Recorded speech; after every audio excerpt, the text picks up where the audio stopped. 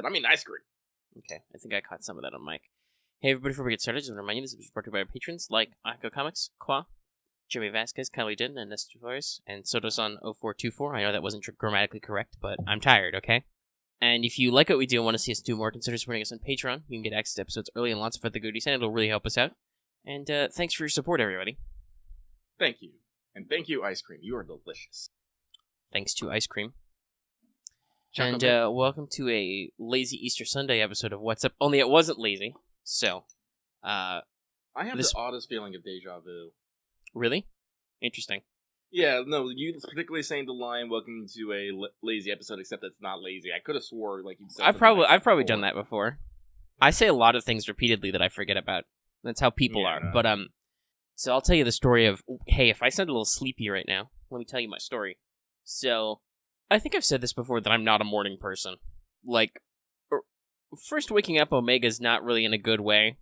Mm-hmm. All of his limbs don't work, his eyes don't work yet. Like, I have to, like, blink a few times before my eyes decide to be like, okay, shit, we're up. What's light? Yeah, that's what we're good for. We register light in patterns and colors.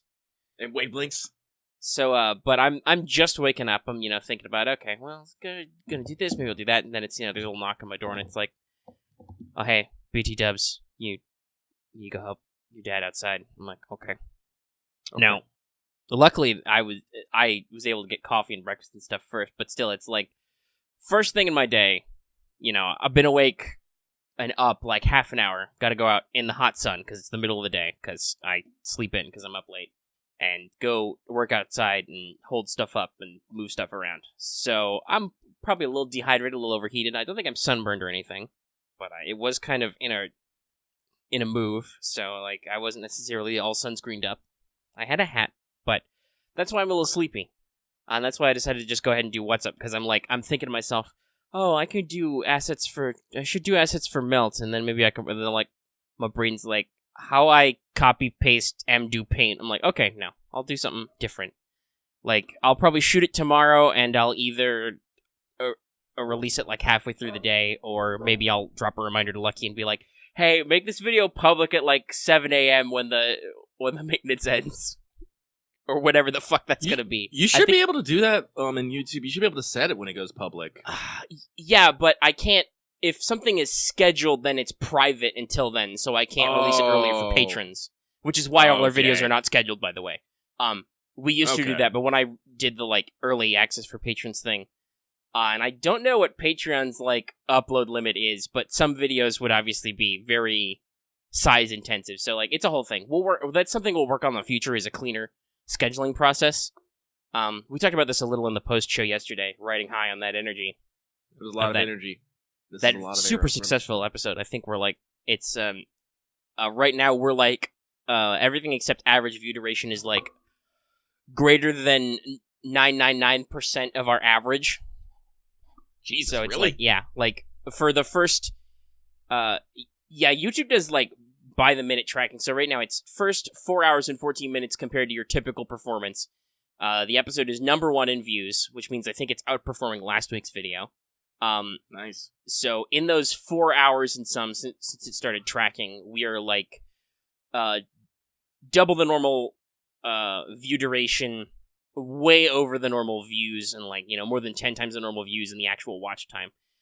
We have clocked in 17,000 minutes of watch time on this one episode so far. We get a lot of watch minutes.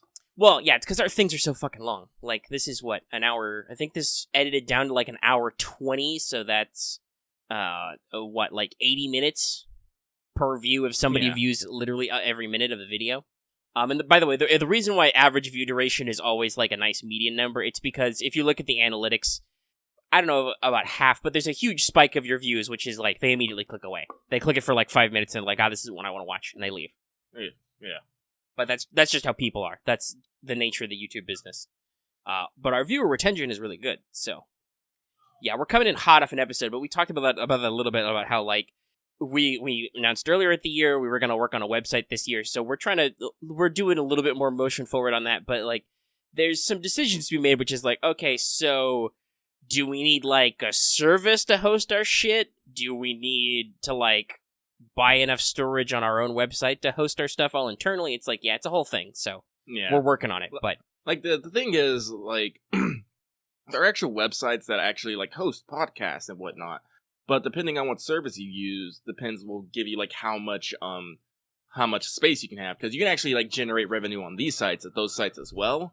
But those sites also have their own rules for like how much content you can have, how much you can upload, and all that crazy stuff. So basically, somewhere along the way, data storage got to be not free. Yeah. So like everybody has the fact that technically Patreon and YouTube are like, we don't fucking care. Upload as much as you like. Like that in itself is kind of a godsend. So we let them slide on a few things. The fact that they aren't the most optimal, because on the one hand, they like you can upload as much shit as you like. It's just okay. Be careful with your content. Yeah. Like that's why we aren't on SoundCloud, because we would have had to pay for SoundCloud after like 2 episodes. Or whatever. the storage was like, I think it was like maybe a gig or something. Or it was tragically low amount. Yeah. Which is why currently our audio hosting on the audio versions of our podcasts are Patreon only, because other than Patreon itself, the only place we can host it would require monetization. So it's like, okay, we need you to chip in a little, because otherwise we literally can't we couldn't post these to the public for free. Basically, we'd be losing money. Mm-hmm. So, yeah, so I've been doing a little bit of like looking about and seeing what options are available, but as I said, none of them have jumped out to me as, this is it. This is the one. Yeah, so we're looking. Oh, but yeah, I'm not, I kind of jumped into this just because I realized it was getting later in the day and we should record a show, so I don't necessarily have a lot of focus in this episode. Though, hey, I should mention something. So Lucky's always bugging me to watch anime. Now I'm going to make him really mad, because I did watch anime this week. Guess what I did? I rewatched Tanya. That's not totally bad, because Tanya does have a movie coming out. It's true. It's good to catch up. And goddamn, that... Like, I've heard some people complain, like, compared to, like, the light novels, the pacing's a little off in the anime, but, like... Well, that's the nature of the fucking beast, yo. Yeah, like I said, that's when you've only got... It's only 12 episodes, too. They had a recap for some reason, which, I don't know, budgetary constraints? We've been saying this a lot lately, but listen, production is crazy. We have complex productions, and we're 2 dudes, 2 microphones, and a couple computers, and an internet connection, right? Like... Oh, man, you got some big old titties. What the fuck, Dancer? But, like, sorry, everyone, as usual, am playing Conan Exiles. Yeah, I'd be playing Borderlands right now if I didn't think that my brain would explode trying to multitask. You're also probably going to hear me snort a couple times as I try and make sure I can breathe, because I've been outside today. And also, we were working with concrete. Well, cinder bricks, but there was some concrete, too. There's a lot of dust and stuff. It's dusty business. We're fixing up the wall in the backyard, because we have I think I've mentioned this before, my house is a lakeside property, and we have a sloping hill down to the lakeside. Only it's very sharply sloping when you get right up close to the lake, so it's not like you can like walk down there and fish or anything. It's dangerous. But recently it's been my parents, particularly my dad's big project to fix up the back wall and reinforce it and like raise it a couple layers and reinforce it with concrete. So that's what we're currently working on when he's actually home and not at work.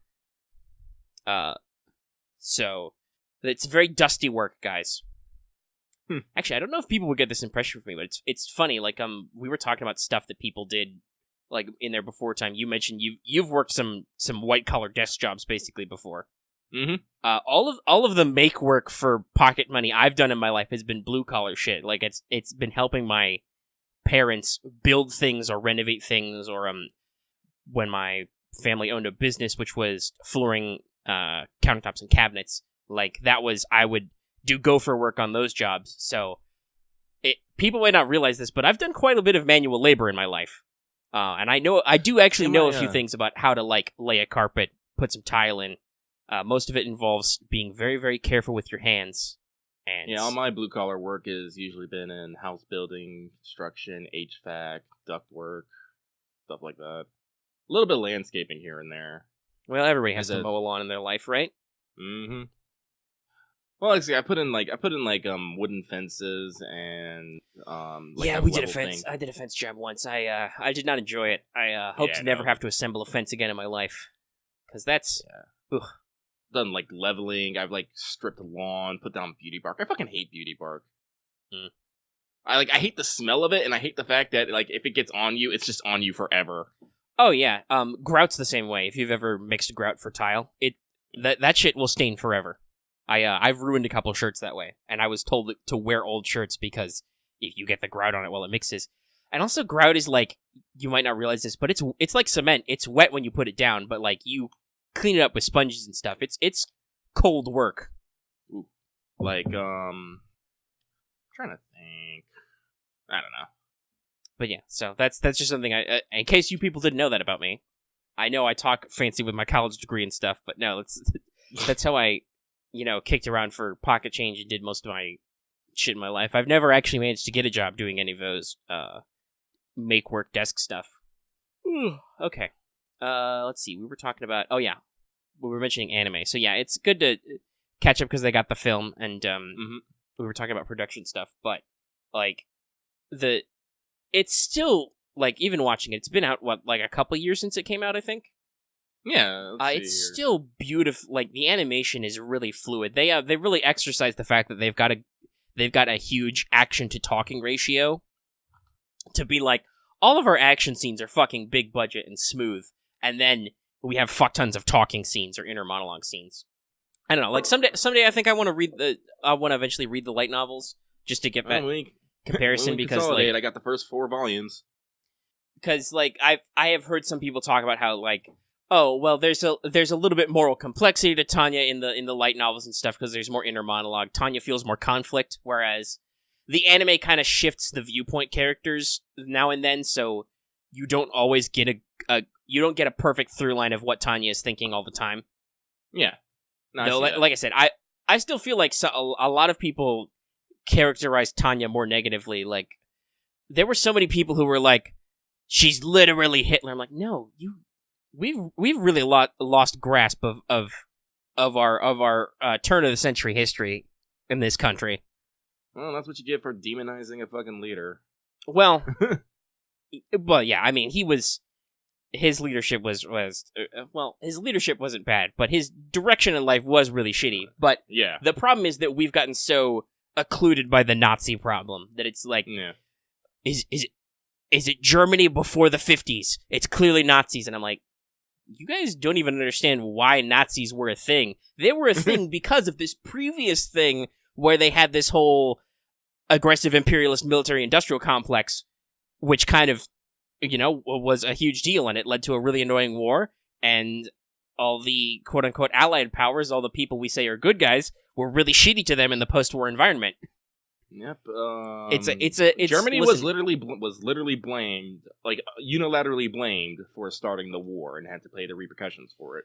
And they didn't have any money because they've been fighting the war for 5 years. Mm-hmm. And actually, Axie said no, not yet. It's not.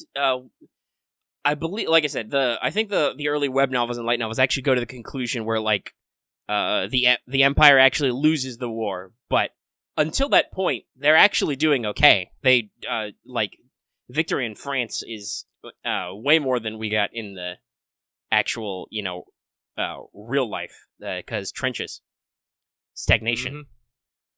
Mm-hmm. And like I said, that might be good to actually get some more detail later. But I know they're coming out with a movie. But like I said, honestly, I think that you can kind of see Tanya as a conflicted character because as the salaryman introduces himself early, it's like, so I'm really mentally fucked up. But at the same time, it's like, I'm just here to live the easy, simple, by the numbers life. I'm really good at doing stuff by the numbers. I do a good job. Tanya's constant like, no, I'm just gonna rise in the company and I'm gonna get an office job and I'm not gonna have to fight for my life. And Being X is just like, no, that's not how this works. Actually, when you read the light novels, you'll actually understand that Being X is kind of just literally a giant child who's throwing a temper tantrum. Well, yeah, I mean, you still get that you get that impression as time goes on in the anime, mm-hmm. because every time you see him, he's more of an asshole. Mm-hmm. Like, what's the last conversation I think in the anime Tanya has with Being X? I think it's the bombers. Yeah. She tracks down the bomber, and the bomber, being X, animates a bomber pilot's corpse just to be like, "Neener, neener, how are you enjoying World War? Literally everyone's gonna fight you, fuck you." And Tanya finally gets to shoot him, and he does nothing. Which is a great character tick, which is like, in the inner monologue, Tanya's like, "Yeah, I carry my gun everywhere and constantly service it so that if Being X should appear, I'm already ready." We're not gonna lie, Tanya's a little bit extra, too. Yeah. Well, I was just thinking about that because it is interesting to see some of the character conflict between how Tanya views herself and what she actually does. Like, the very first conflict, the training mission in Norden when the war starts, for really dumb reasons, by the way. That are not, the anime didn't necessarily super elaborate on, but you get enough of the idea. Mm-hmm. But, like, Central Control is like, okay, reinforcements will be here in 600 seconds. You need to hold out until then. And Tanya's like, "Are you fucking crazy?" She can't say it because that's one of Tanya's hangups is like, gotta be the consummate professional. I can't let them know that I'm freaking out right now because that wouldn't be cool. But I'm freaking out a little bit right now. Can I leave? No, you gotta stay. And then there's that moment where it's like, well, they say, people say it's a good day to die. This is the best. Like, Tanya's having a full-blown freak out. And completely fucks those guys' shit up. Which some people might say, that seems really counter to the whole, I don't like fighting and killing, and I don't want to... But at the same time, I think it's adrenaline. Like, Tanya's just, fight or flight. And Tanya's not allowed to flee, so it's fight. But also, I think it also still makes sense because there's a certain sense that, like, on a rational level, Tanya's character does not enjoy spending life. Like, Tanya has been, like, overly cautious or directive with her troops before, and they all managed to live and stuff. Like, when she's trying to get them all to drop out of the training, she's super harsh. But once they're actually there, it's like, oh shit, I can't have any of these people die. That makes me look bad. And it's a waste of their lives. So, you guys hang back. I'll go kill four platoons by myself. Or something like that, But I got the impression that, like, talking about all the various complexes, it's not so much that Tanya enjoys suffering, but, like, she's really aggressive when people actually try and kill her, because that's, like, that's the oh shit moment, that's the, what I'm trying to avoid. So, when the chips are down, like I said, it's fight or flight. So, Tanya goes whole hog, and she's really good at what she does. Kind of thing. One of the interesting things about Tanya's character is that Tanya doesn't actually think of herself as Tanya. Like, in the book, she will constantly refer to, like, the body she's in as a third person. And honestly, like, there's even points where Tanya's not in control of Tanya. Like, it depends a little on, like, light novel, manga, etc. But, like, using the Elenium 95 core and the praying, that's not a voluntary thing. That's, like, a weird, involuntary thing. Yeah, they actually explain that a little bit more in the light novel. Basically, every time she uses that, the corruption from the core infects her mind a little bit more. Like, it's actually, like, in some parts of the light novel, it's actually being, like, actually starting to get to her. Like, she started, like, actually, like, being concerned over, like, she actually at one point started being concerned about herself as a girl.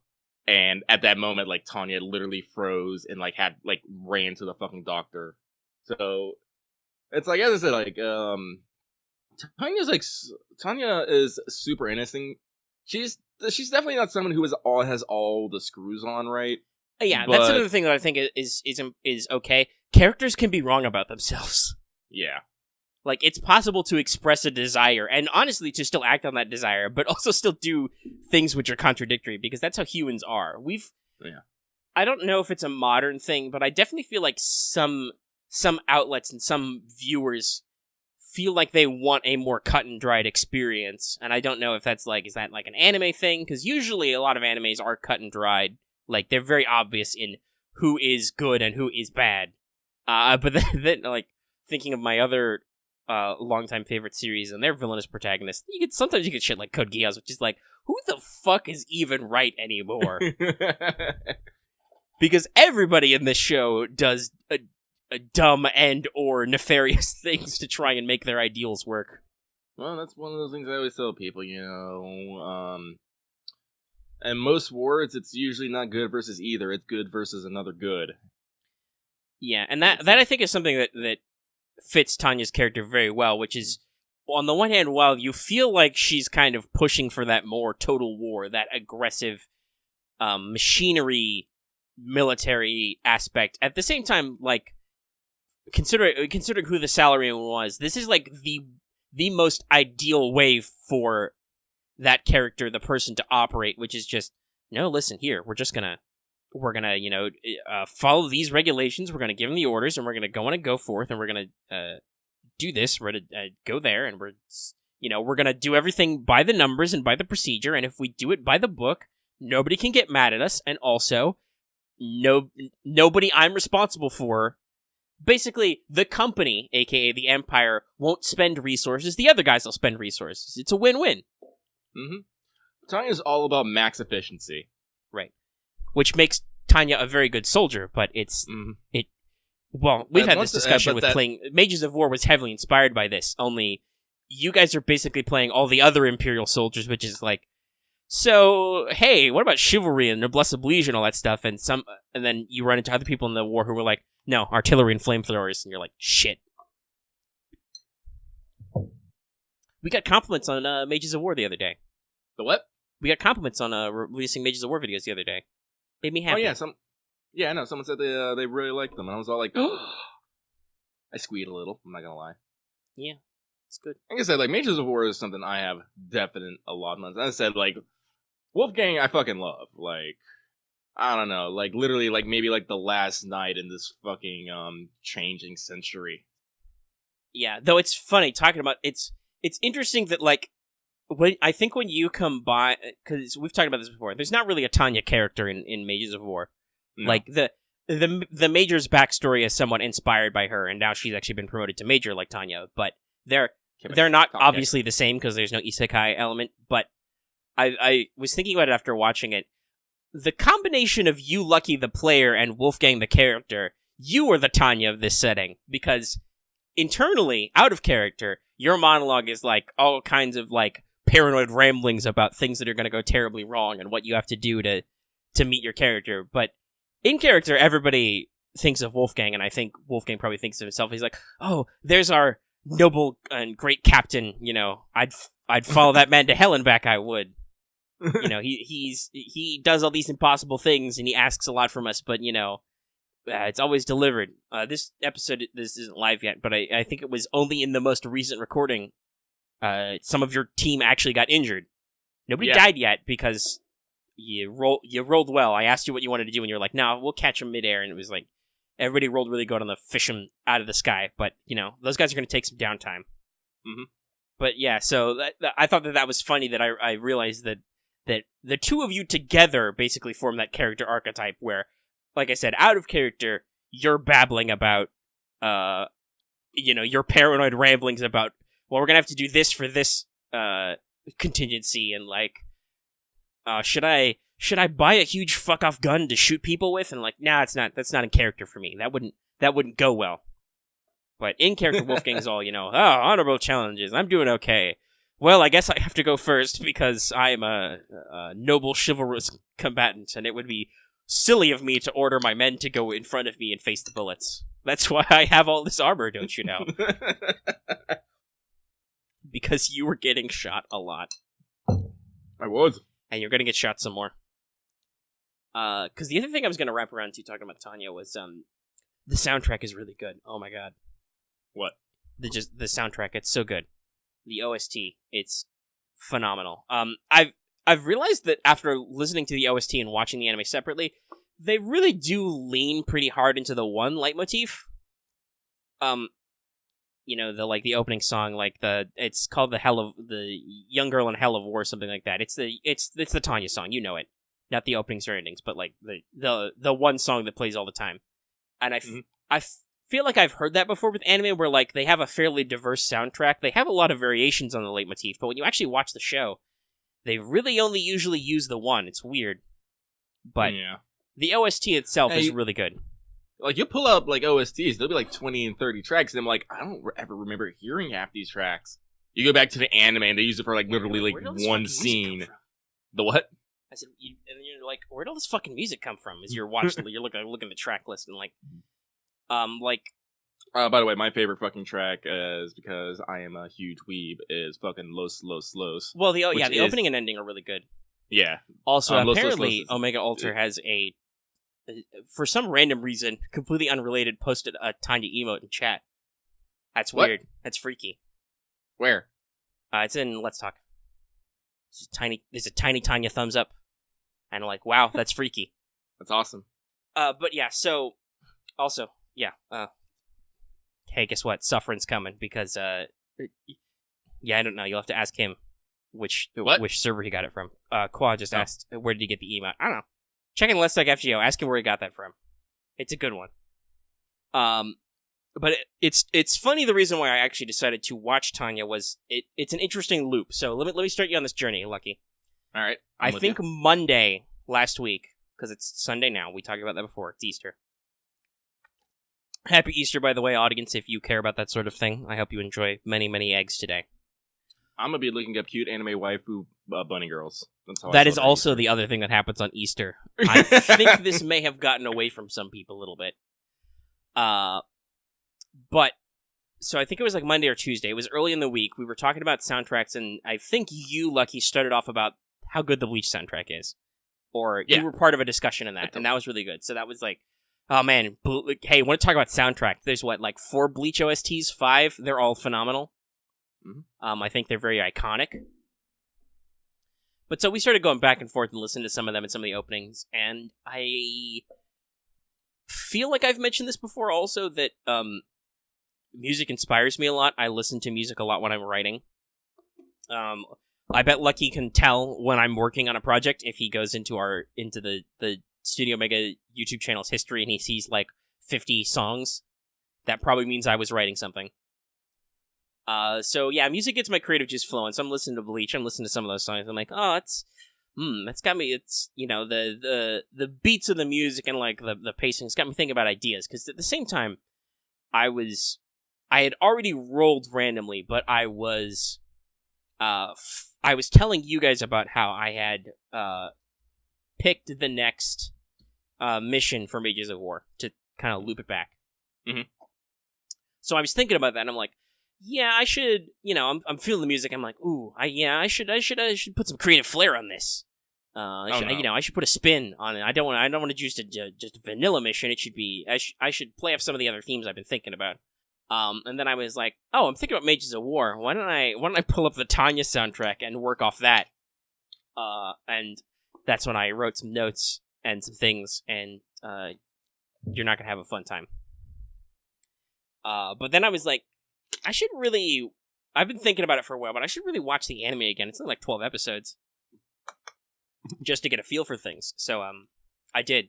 And actually, that made me think about changing some stuff, because I was actually reminded of, distances and stuff in that. So, you'll hear me remind the people of this on the actual play, but I actually changed some of the height and speed rules. Because we were having talks about that, and I was like, well, I should say this. In the subtitles, I think the first time they mentioned Tanya's height, they use meters, but in the audio, I don't think they actually say the units. I read from other sources that it's actually supposed to be feet. So when they talk about her being at 10,000 feet, that's not 10,000 meters. That's really high. I think she'd need some oxygen gear at probably at that high up. But at the same time, I was like, oh wow, so what kind of set a lot of the standards for the genre Mages of War is supposed to be, and it draws inspiration from other stuff too, but the actual mechanics of mages in flying machines shooting at each other was very heavily inspired by Tanya. So I was like, oh, maybe I should change that up. So I ultimately settled on I halved speed, so now it's 50 kph per will. So we don't have to worry about anybody accidentally breaking the sound barrier. But I increased height by 5. So instead of being 100 meters per will, it's 500 meters. So now your average human, your average player character starts with a 2 or 3 in every stat. you're looking at, going about 150 kilometers per hour to start, and, being 1.5 to 2 clicks high, which means you can actually get some cloud cover and some of that stuff in without necessarily flying super high. And, like, God knows how fucking high you can fly, mister. I got my efficient unit, and I got mobility unit mastery. Yeah.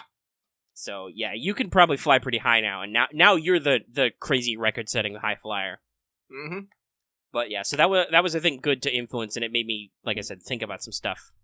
And also, I just, I came up with some gimmicks and stuff, and you'll have a fun time on your mission, doing stuff. No, not Wolfgang Puck.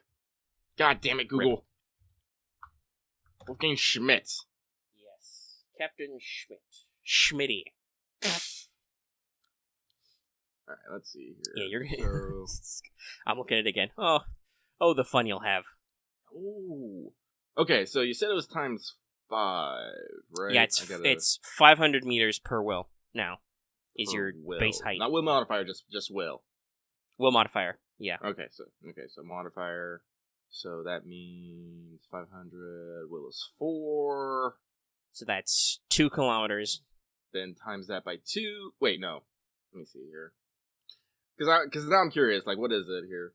I can double my height from mobility experts, which doubles that to 4 kilometers, and then the efficient. Oh god, it's 50%. Efficient, so 5. So my max height is 5 kilometers, and let's see here, 5 km, 2 miles, 3 miles, 3.1 miles. So that means you're still down in the troposphere, so you're not like stratospheric, but you're pretty high up there. Cloud levels. If I remember this right, this means I can actually. Yes, you should be able to lose people in the cloud layer now. Yeah. I also added a new environmental mechanic because I was thinking about this, because I feel like we didn't necessarily interact with like highs and lows a lot, so I introduced a new rule called vertical draft, updraft and downdraft, which is basically like, so in certain natural conditions like thunderstorm, you're flying over a giant fire near a cliffside or something, you can have a natural vertical or eventual vertical draft, up or down. It depending on which directions it's going, it'll increase or decrease your height by another 50%. But it adds a -10 to all your pilot checks because the wind is constantly pushing you up or down, and it's harder to fly. So that's an interesting effect. So that goes straight to 400 kilometers per hour. So you are still faster than some planes, and you can fly about as high as some planes now, but you still, I don't think, don't need oxygen gear or anything. I don't think so. If I remember rightly, I think the heavy bomber's flight cap is like 5 kilometers. So those have guys hanging out the back, in open air. Let's see here. Looks like I'll hit the medium cloud level, which is usually between 6,500 and 2,000 feet. 20,000 feet, excuse me. 6,500 feet and 20,000 feet. Because in feet, it's 16,404. But I do know that oxygen will be getting thin because, let's see here, oxygen thins at what height? Let's see, yeah, at 18,000 feet, you only are breathing basically half as much oxygen as normal down at sea level. Yeah, so that'll probably count as a low pressure environment, which there are rules for. It's not like you're going to die of oxygen deprivation. It's just really shitty. Hey, guess what? Your bleed is doubled and you're constantly fatigued. Sounds about right.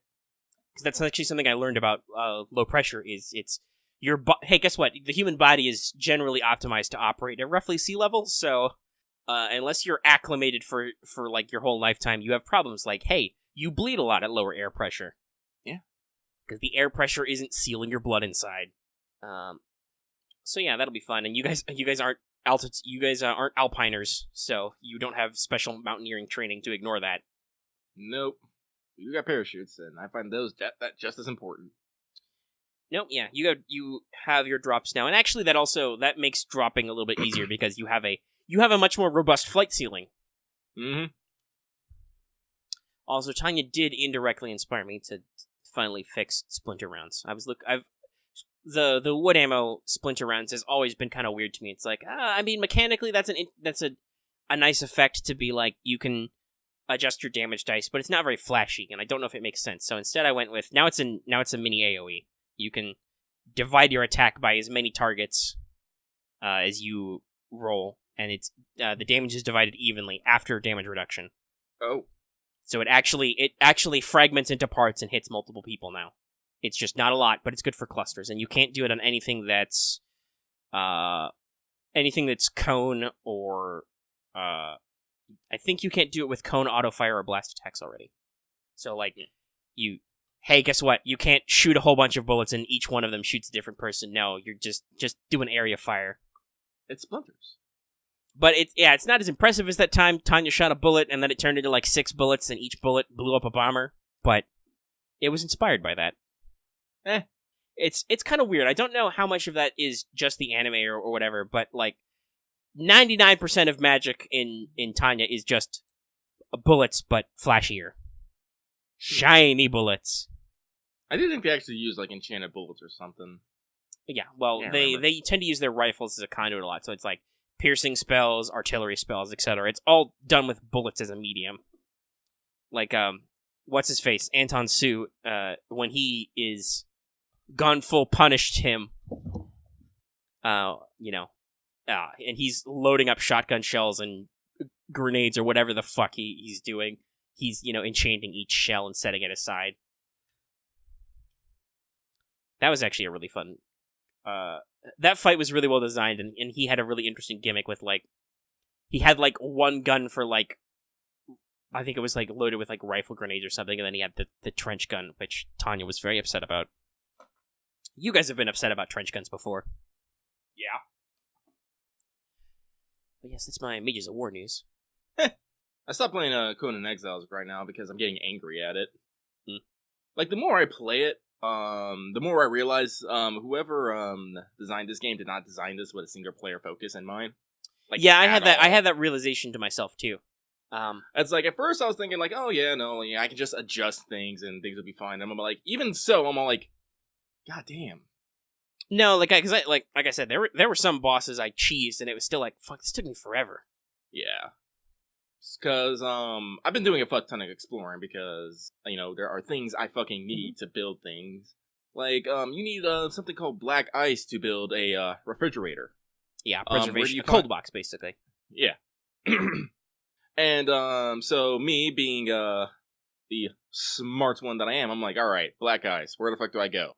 There's a white place way to the fucking north. Cool, let me go up there. Yeah, let me go into the mountains and look for mountain ice. Duh. I mean, there's even a black mountain up there. Yeah. It's a volcano. So I did. I went up there. I'm running around. I got chased by so many goddamn fucking wolves. There are frost giants up there. The fucking moose, bear, antelope. I'm like, no! It's like, and it's not a matter of like particularly, because here's the thing, it's not particularly a number of their health. It's also a particular matter of their numbers and their tenacity. I've had wolves chase me from the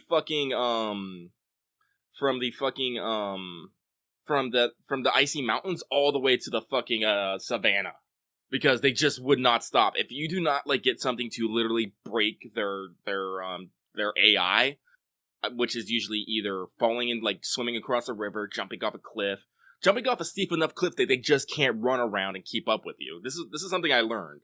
Like, you can't just jump off a cliff. If they can just, like, go down a quick ramp, it needs to actually be a significant natural barrier. Enemies are super persistent. Yeah. It helps if you break line of sight, but that's not a guarantee. That's not a guarantee. It also might depend on the enemy, because the enemies I've duped by breaking line of sight have been, like, zombies, walking corpses. It may be that, hey, wolves can smell you good. Maybe they don't have to worry about your line of sight as much. Yeah, who knows? I don't know, but... So, like, I spent, like, several trips, like, going up and then trying to find fucking ice. I couldn't find it. I haven't been able to find it. I have found regular ice. I was like, oh, okay, cool. Maybe if I, like, whack, like, the stone a lot, maybe, like, rare black ice is a rare fucking drop. No, it's not. I was able to actually get black eyes, but I fucking cheesed it. Because in the area when you first get to the cold area, there's a bunch of fucking ruins with some northern skellimans chilling about, and sometimes they'll have black ice, and I'm like, I only need like fucking 3 to build this fucking refrigerator. Grinding. Yeah, so like, but oh my god, like these skellimans are hard, but they're not like annoyingly. I don't know what it is about them, but I don't like dislike them as much as I like the ones in I hate the fucking ones in the ruined city. Like, or in other places, because I don't know, like, those ones just seem jerks. The ones up north, it's all like, no, we're here to have a good battle, yo. They still don't get stunned, which is like the most annoying fucking thing. Oh my god. Like, my entire... Stun locking is really important in Conan. It, like, really is. Like, because basically, if I can't, hit them and make them stop moving for a bit, they're gonna fucking hit me. Because, like, my fucking shield, I have a fucking shield. I've, like, had one since the game. It, like, only works, like, half the fucking time. Because there's some times when I push the fucking button to bring up my shield, and my character just kind of stands around looking kind of dumb, and gets hit with a fucking Skellyman sword. I'm just like, why? But I stick to the fucking, sword and board style, just in case I need to put something else in my, offhand that is not a shield, which could be, like, a fucking torch, or a fucking, leather bindings. Because when I got fucking, like, really pissed off at exploring, about being chased by, wolfies, and bears, and moose, and frost giants, I decided to go explore the fucking, volcano. Because, like, okay, sure, like, whatever. And, I actually found, a friend, I won't call it friendly, but I found a settlement at the top of the fucking volcano. Apparently they're, a cult. But these, cults have fucking alchemists, and, taskmasters, and I have a club. And bindings. You do not know. Those I'm telling poor people. You had to drag them all the fucking way from the very tippy top of the map all the way back down to our base. Well, your base mostly on the Nile. Oh my god, dragging them all the way. Because hey, let's bring this up in case because I don't think we've actually talked about what you do to a thrall. You club them on the head literally, and you tie them up with a binding, and you physically drag their ass to your wheel of pain, wherever that may be. So, this is like you are literally dragging them ragdoll across the fucking landscape. I literally took them from like almost the northernmost point of the map to the southernmost part of the map. It took me, I have I have like the highest tier fucking leather bindings. They broke like on the way. I had to like scrounge together I think you can only build the tippy toppest tier of bindings if you have a taskmaster. I think they're like chain or something.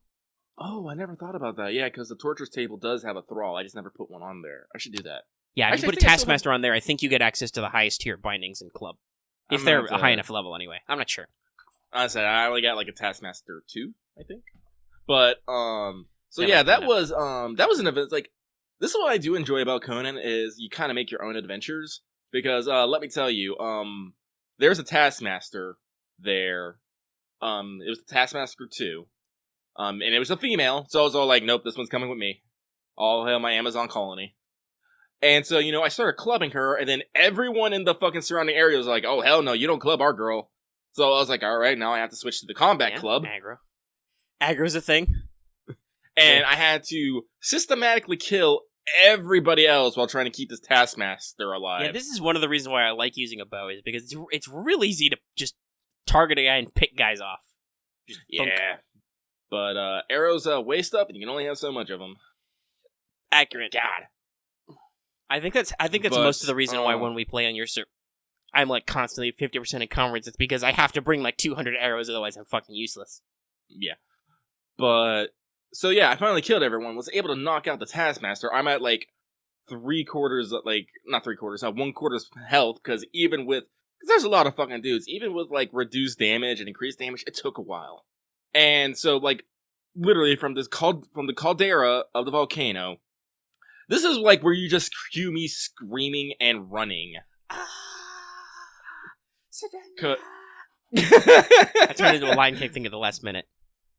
But because I go from basically the top of the volcano, I go down like the volcano, which has a spiral path, through the ancient ruined staircase, which like where like all the northern skelly mans was across a bridge through like a creepy claw like crevasse through the plains where like there are like wolves and bears and shit across a fucking river, an ice cold river. By the way, like temperature in this game is no fucking joke. No. It's a real system. It's a real system. And I enjoy the system, but they put a fucking volcano right next to a goddamn ice area, so I literally am like, I can either go for like cold or hot.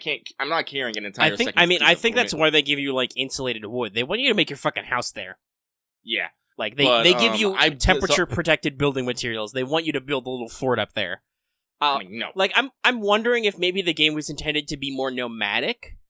Like you would build a base in one area, and then you're like, oh well, I've got all the things I need out of this area. I need to move on. I don't know. Like, yeah, but there's a lot of questions I have about the design layout of this game. Because like obviously it's very much multiplayer focused, but yeah. So, so I swim across the icy fucking river, get into like the plains, go through the savannah, run through like werewolf territory. I didn't go through the fucking city because I was all like, I ain't fucking dealing with that shit. But the city is awful. Yes. Yeah, basically, I made it down to the Nile, and I basically just swam the fucking Nile as much as I could, so I didn't have to deal with anything. Because the thing about Dragon of Thrall is, you can't climb. If you climb, you just like unequip like whatever you have in your hand, and you just drop your fucking thrall. But you can jump off cliffs, and you can swim. And I've like invested really high in vitality, and I think it's agility that gives it to it that halves falling damage, and I abuse the fuck out of that. Because I only got to vitality 30, but vitality 30 gives me passive health regeneration, and nice. Oh man, it is amazing. That's great.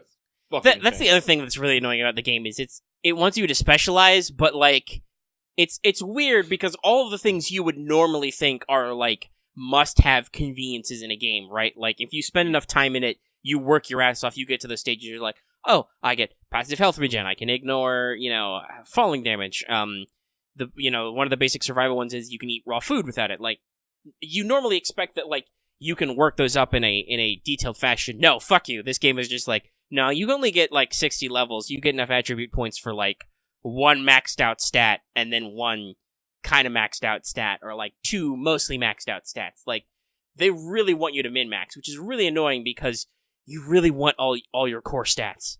Yeah. Like, like, the only one that I really didn't put a lot of points into, like, initially was fucking, accuracy. Yeah, I was about to say, that's like, maybe if you deliberately choose not to go the ranged route, you can skip accuracy. Yeah.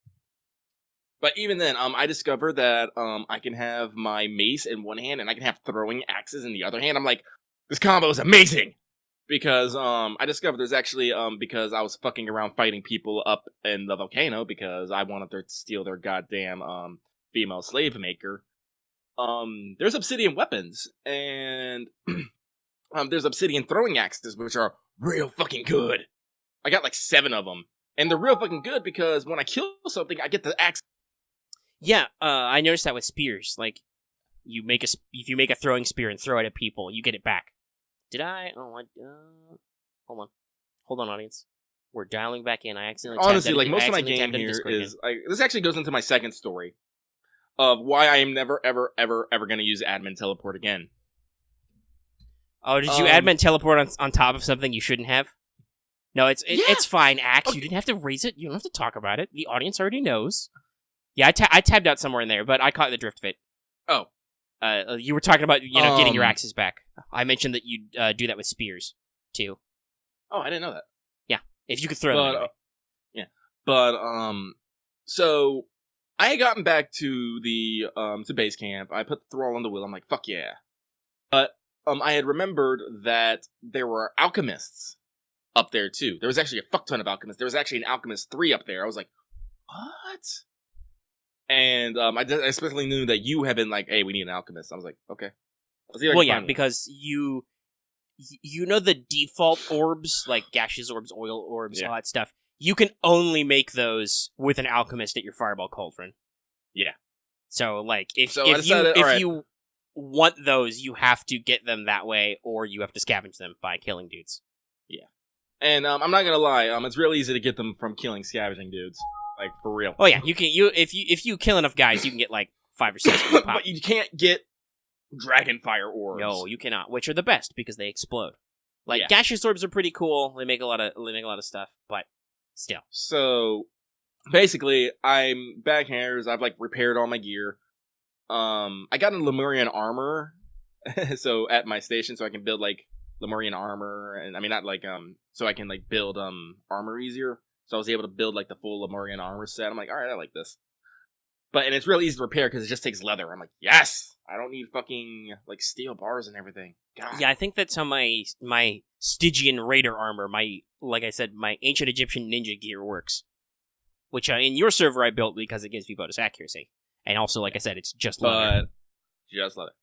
But so I repaired everything. I ate up, topped up. I was good to go. Make sure I got my supplies. I'm like, I really, really, really do not want to run all the way back up to that fucking mountain. And I just remember I had like kind of avoided it because I'm trying to preserve the experience, quote unquote. Yeah, and we actually discovered there is a fast travel, but it's complicated. Yeah, it takes an 8x8 fucking square. I haven't figured that out yet. Like I have built a map room. Like I have. Yeah, you just haven't found the right place where you could fucking fit it. Yeah, it's important to note, while this game does let you kind of fuck with the terrain, like you also can't. Like there's lots of world objects, so it's not like you can rearrange flat land or anything. You just have to find a place where you can build 8x8 fucking foundations. Yeah. So I'm like, oh my god, I don't want to deal with this. I'll fucking use the teleport. All right. But I did know there was fucking, there's lava fucking flows around there. I'm like, all right. I'm like 10 out of 10, 120% sure that either that landing on that is going to cause me damage or going to instantly fucking kill me. So I'm going to use an admin teleport. It basically works is basically if you have admin privileges enabled, you can just anywhere on the map, you push triangle and you teleport. I've like I said, after spending some time with Lucky, like I really, like I said, babied up my own server. So I've used admin teleport a couple of times just for the sake of sanity, because like I think in my home game I'm just playing to see what it's like, right? Mm-hmm. So like I've teleported before, and I've done some dumb stuff where I'm like, oh, I'm on top of an object where clearly I shouldn't be. Or I'm like, oh, I'll see what's over on the opposite side of this cliff I don't want to climb. Oh, it's outside the fence where you automatically die. Whoops. Because BT dubs, that happens. If you teleport outside the fence, you die. Yeah. So, I zoomed in real hard, and I wanted to teleport onto this bridge that was, right at the beginning of the entrance, so I can scope out fucking everyone and find the alchemist. I hit the button, the loading screen goes through, the game opens up, I'm dead. Why? Because somehow, some fucking way, I teleported directly into a lava flow, and I'm just like, I'm very curious how you did this, because I feel like the lava flows would be mapped on the map. And like they are. I bet you didn't hit triangle on a big red blotch. No, yeah, and that's the thing. I'm trying to figure out maybe the lava flow under the bridge, or maybe my positioning wasn't up. Maybe I jerked it when I pushed triangle. I don't fucking know. All I know is I hit triangle where I was supposed to be on a bridge, and I came into the lava flow. And I'm just all like, oh my fucking god. Let me just add another fucking tombstone to my collection of tombstones up north. Yeah, it's not a precise method. I'm pretty sure it's so administrators can teleport on top of people. Because the admin tools are totally for you to actually admin a server. Like it's for you to have possible control over other people's things. Like it can give you any item in the game, unless you haven't bought the DLC, because it doesn't give you those. But it has the commands for all that. You can give levels to people. You can give them feat points and stuff. I think it's got commands for all the various God mode, demigod. Which, by the way, I don't even know what the fuck God mode means anymore. I think I turned that on for 5 seconds to be like, what does it actually do? Because it's not very well defined. But I think it's you don't take damage. But I've already have combat modifiers, and I have really good armor, so I don't take a lot of damage anyway. So I didn't really notice. It didn't feel like it made me do more damage. So it's like I learned nothing from this. I'm gonna turn it off and go on with my life. You can turn yourself invisible with admin powers. Not that does anything for you if you're in single player, because it's you can't be invisible to yourself. Hey, you can't be invisible to admins, so guess what? You see yourself. So it's okay, I guess I'm invisible to other people. But yeah, I feel like it's for running a server, so you could be like, oh yes, in the event, you did very good. Me, I'm give you level now. Boop. You ding. Or stuff like that. But yeah, it's not precise. So basically, I put back on my big boy pants. I'm like, all right, I'll just literally truck the fuck up there. Well, yeah, that's the beautiful thing is once you know where you're going, and if you can build a decent set of gear so you don't get killed by anything right away, you can hoof it pretty fast across the Conan map. It's very annoying. Like I've done circuits of the river before, and if you do circuits of like basically the Nile River in the desert zone, it's like, okay, so I'm circling the river, so that means I got to deal with gators, and then I got to deal with spiders, and then I got to deal with those fucking iguanas, and then I'm done, and then I'm back home. But like, you have to cross through so many mobs and shit to just explore. Yeah, like, as I said, like, there's definitely a difference between, trying to get to a destination and just exploring. So, the run wasn't... to that Temple of Derketo, like, in a single day. Yeah. Yeah, it doesn't take long, like, as long as you know where the fuck you're going. It's like... the problems happen is when we decide to wander off from there, and then we start getting chased by gorilla men. If mobs get aggroed on you, then you're like, well, then you're fucked because like most things can outpace you. So it's like, okay, we have to like figure out what we're doing. Yeah, remember they have infinite stamina. They will run as long as you are, and when you run out of stamina, they'll be here to punch you in the back. Funk. That clip is still great. Did we talk about that clip? No, I don't think we did. But we were adventuring with, we've mentioned it before, one of our patrons who's a frequent community member, in the audience for episodes, Axe, and we were with him in game, and we were doing some stuff out in the jungle, and we were going to fight a boss, and so you did what on the video is very clearly a pro escape, like a gorilla's behind you, you just did a sick jump, catch a tree, and like slide diagonally around it, jump off. So you can find the right place. Meanwhile, Beak and Axe are together, and we just kept moving into different room. We're like, okay, Lucky, I have absolutely no idea where you are. Point of reference to us. Where'd you go? And you're like, oh, I'm down here. I'm like, oh, down? Okay. Oh, there's some stairs here. So we go down. So after like 20 minutes of faffing about, we find you, and we're standing on the edge. And if you watch the clip, and Lucky looks up and like, oh, hey, there's there. I hear the gorilla, and then I hear in our Discord voice chat Axe scream, and I'm like, nope. So I just dove right in, so I didn't see it. So well from my angle, then I know it happened. But if you watch Lucky's footage, which he's actually tweeted, he did the snapback record and tweet. Axe is just minding his own business, standing up there, and a gorilla comes up and just slugs him in the back, makes him ragdoll because it stunned him, and he flops forward down this pit with this water-filled gap that we were talking to Lucky in because we were like, oh, we're just gonna jump down, and then he just gets completely blasted, flops into the water. The thing that made me laugh the most about this is I think it was Axe who asked, like, hey, is this safe to jump off of? And then was immediately hit. Well, yeah, and then that's why, because we don't have audio, unfortunately, because we were in Discord, but, like, that's when, like I said, in character, I'm like, nope, well, gotta find out, because I just jumped right in. I'm like, okay, I'm not staying here. I was dying, like, so much at that moment. Yeah, it was super funny. And then the boss glitched out on us, and it was weird. Yeah, I said the boss wasn't hard. Like, this is this weird thing, like, the way difficulty, Gesundheit, by the way, but the way difficulty is scaled in Conan Exiles is weird. Because, like I've talked about this before, have you actually fought the dragon boss in the arena at the bottom of the sinkhole? I jumped down there, I cheated, I literally, as I said, because, like, I'm good at the jumps and the climbing. So I was actually able to just go down the fucking sinkhole. And I fought it, and I'm all like, what is this bullshit? Yeah, he's so fucking meaty. He takes so many hits, and it's not like he's hard, it's just, goddamn, you need so much energy. So obviously, the game wants you to get like 16 friends and all gang up on him, but it's like, fuck, who has time for that? But at the same time, like, you go into the depths of the jungle, which is a wholly different biome, a freaky biome, which is full of weird creatures, which are quite persistent.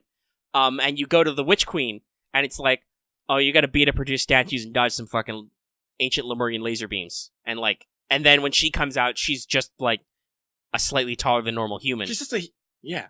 It's like, cause like and here's the thing, the Palace of the Witch Queen mask is one of the items you need to break the fucking bracelet.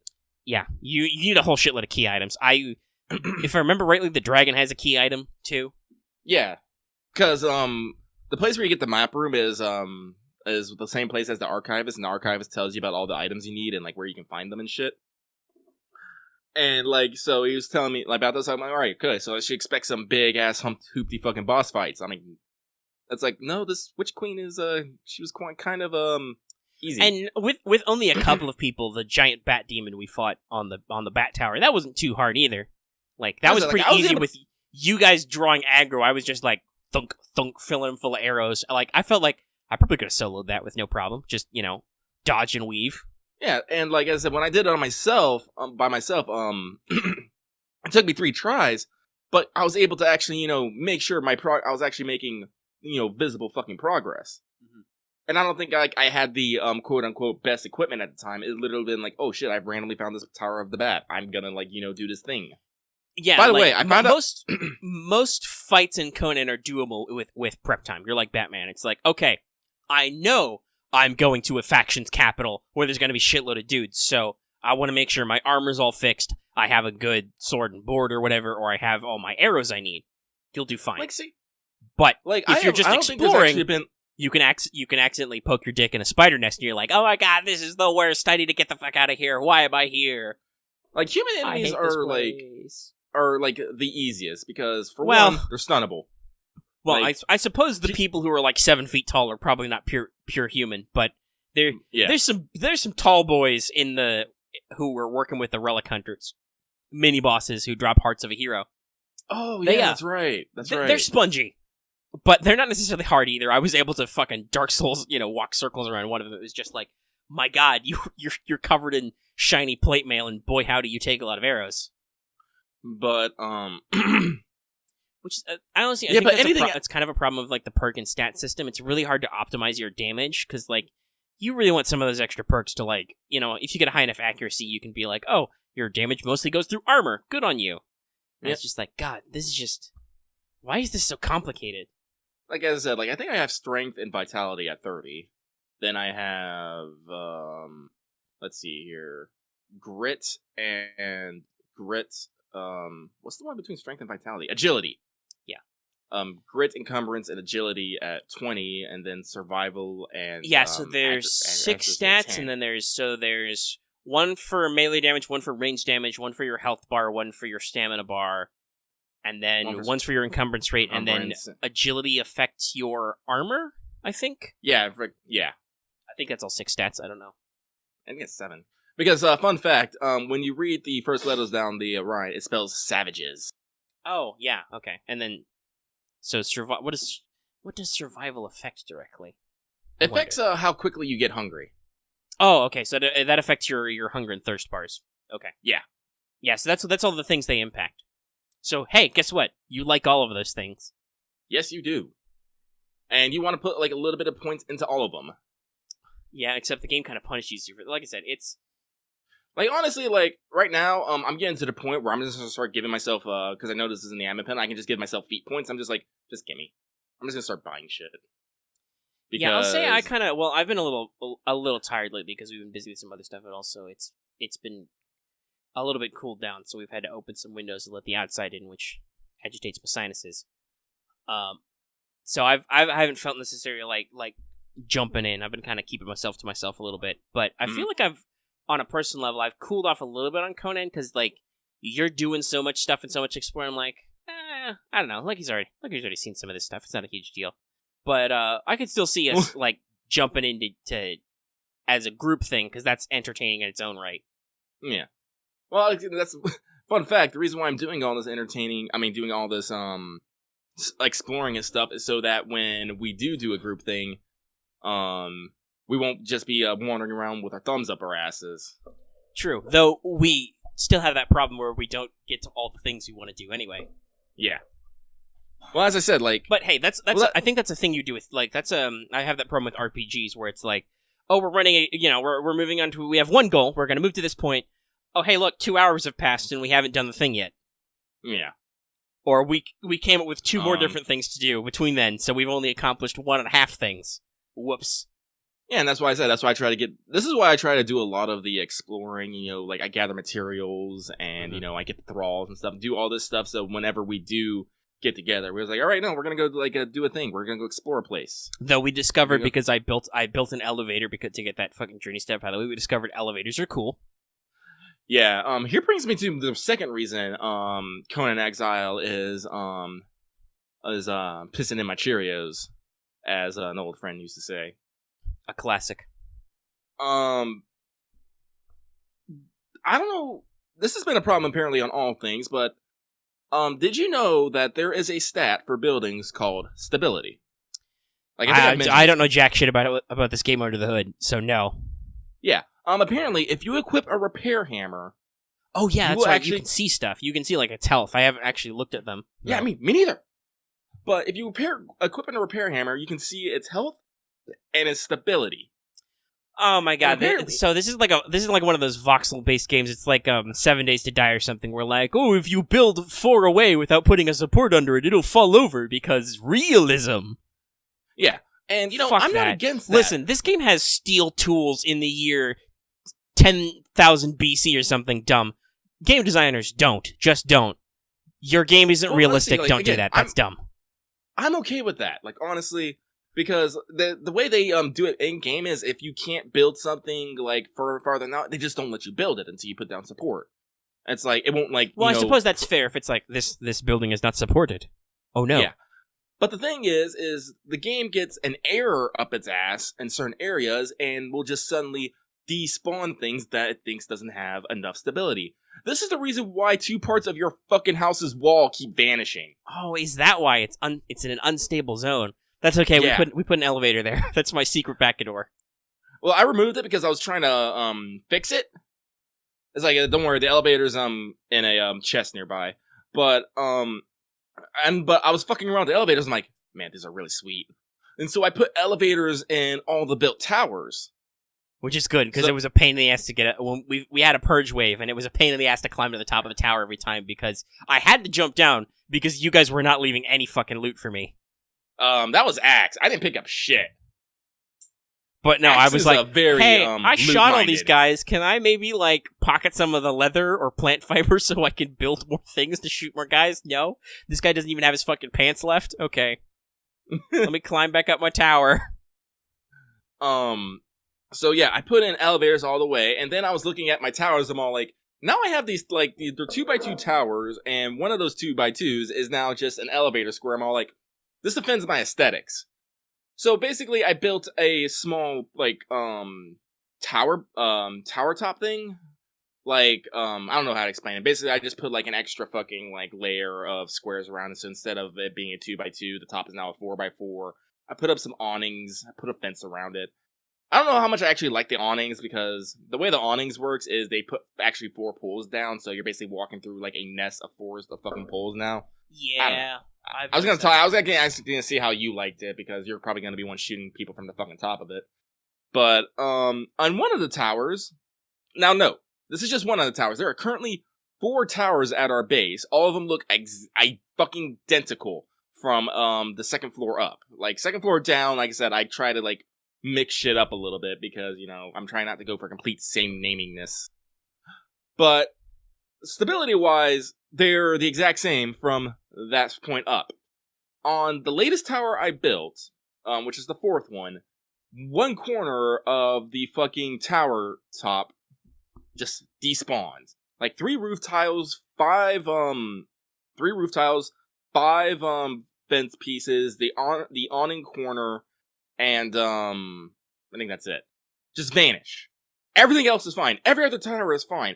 Just that one spot. And I've been trying to find a workaround for it, and it's just not working. I'm just like, how can I like enjoy this game if I can't do the things that I'm supposed to be able to do? Yeah, and it's funny. The game was an early access game, and now it's supposedly in full, but it's still, you can tell it was an early access type game.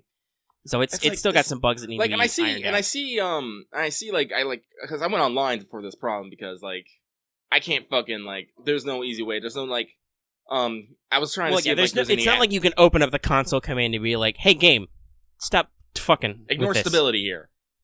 And other people are talking about it and shit. I'm just like, oh my god, there is no honestly, fix. and I don't think there's a server command to like because you can turn off like thrall hunger, you can turn off your hunger, basically your stamina. I use, just wish whatever. I could turn off like if I feel like if I could just turn off the stability stat. Yeah, well, that's what I was just saying. You can't do that. You can't you can make it so people can't demolish your buildings, but I don't think that actually changes whether it applies. Yeah, no, like and it's weird. So it's like I really want to like Conan Exiles because it's really fun, but it's just these little things are just making me go. It's 90% of a good game. Yeah. But hey, like we said, it was an early access title, so it's it's even out of early access, it's still continuously under polish, and we did get it for free, so yeah. But still, like it still needs that little bit of extra polish. Polish is a very important step in video games. Yeah, it's like $39.99 on Steam right now. Like I can't. Like I'm okay with these things because I got it for free. I would not pay. No, and and we'd have to double check if like. Maybe the PC version's a little bit more advanced, but also I bet not, because, like, technically, like, well, obviously there's controller layouts to consider. Technically, now that we're on this generation of consoles, the underlying software architecture is roughly the same as a PC, so it's not like, I assume the engines and software you're running on are vastly different. It's just how you map the controls, because a console needs a really, tightly mapped control scheme, which Conan doesn't, but whatever. So it's actually quite shocking. I think I mentioned that I've definitely mentioned it on Discord. I don't know if I've said this on a show, but I read Jason Schreier's book, Blood, Sweat, and Pixels. It's full of super interesting stories about games you may have liked. But so they talked about Diablo 3, which, in case you guys forgot, because you might have, was a game semi-riddled with problems, but it had an infamously rocky launch where like their servers weren't robust enough. The real life. The real money auction house was a thing that was kind of concerning to people, and it had like balancing issues and stuff. They talked about it. Basically, the Diablo 3 staff was too hung up on the fact that Diablo 2 was super successful. They tried too hard to capture Diablo 2's magic without thinking like, wait, no, what do players now that it's been 10 years actually care about? And like, hey, guess what? People learn. They change their tastes, but the guy who built their first expansion, who helped spearhead like ironing out some of their loot system and some of their other changes, that was what Reaper of Souls, I think, was the first DLC expansion. That was like, but he was heading up their console team, and like he was very, very insistent on certain features for their console port and making sure it actually felt okay in people's hands. So like, I don't know if I'd normally play Diablo 3, but like if I did, I could play it on console because like I read this whole story where like, no, this guy actually put love and care into making sure it had a proper control scheme that felt good to console players. Like, he did not half-ass this port. Lucky, why you be retweeting these things? Because they're good. Anyway. I told you. What'd I say I was going to be looking for? I know. I'm just saying, I just happened to look at Twitter and I'm like, oh, it's an update. Is it something important? No. Well, I don't know. Maybe it's important. So yeah, that book is really good and you should read it. Like, it talks about, like, why so many games are the way they are, basically. Like, why Destiny was the way it was when it launched. What was going on with Dragon Age Inquisition, and may have set some, the rocky road ahead for BioWare through, Mass Effect Andromeda and Anthem. And other things, too. But yeah, that was just a really interesting thing to hear them talk about. And they talk about polish a lot, that, like, games really want that last step of polish, too. Like, Uncharted 4 was delayed to give it more polish, which is actually a really interesting thing. Like, Sean Layden, the head of Sony Computer Entertainment, actually called up the Naughty Dog head and was, like, talked about the game over, like, Christmas, and was, like, the head developer at Naughty Dog's, or the president, I think it was Naughty Dog, says, well, the game would it's going to be really tight to get it under release. We might have to do a big day one patch. And Sean Layden is like, what if you didn't have to launch that month? What if you could launch the next month? And they were like, that'd really help. And then they just hammered it out. And it's like, oh, that's really nice of you. It's good when fucking developers and publishers are on the same fucking page. Yeah, Sony's having a little bit of that problem on that same page right now. It's everybody knew it was happening, but now it's actually starting to break into the mainstream that, no, they do kind of have an official policy of censorship of certain Japanese games, but it's not very clearly defined. And as people have pointed out, it's I don't know if it's necessarily racist, but it's very discriminatory because they're only targeting Japanese studios Well, for like, this here's the kind thing, of like review. And like, so I'll say this well, before we get into it. What? Well, I was just gonna say before we get into it. So like, it's concerning, and I understand that, and I think it's concerning, and hopefully that like the fact that it's now starting to percolate to the populace, it's going to be like Sony has to think about like, okay, so is the social flack we take for doing things at least specifically this way worth it over the fact that we won't take social flack because there was a concern about some dumb Japanese titty game, because like I said, like I've said this before, I don't like supposedly there's a ratings board involved. There's supposed to be checks for like people being the right age. They know what age you are when you sign up to PSN. So like, I think that they could still make the decision for some of those games that they're concerned about, like consumer facing, but also at the same time I can see how they don't want to be held liable because nobody likes liability. Nope. But at the same time, I don't really play those games that they say are being censored. So it's like, well, I mean, I'm against it in theory, but also as a consumer, it's no skin off my nose right now. So it's not like I'm going to jump ship from Sony over it. Well, I'm the same way, but like everyone knows the L in Lucky stands for fucking lewd. So like, what do the other 4 letters stand for? Don't answer that right now. Secrets, and you have to unlock those by finding the magical rabbit gems. But but like as I said, like I like lewd games. Like I'm not even gonna fucking I'm just gonna be upfront. Like I like good games. I like tick jiggling, like all that stuff. Girls making sexy voices. Yeah, I find it great. Again, but at the same time, like I don't go like particularly out of my way to play those types of games. And but like I totally understand that like some people think that if you get a fucking AO rating, that's like your game is done.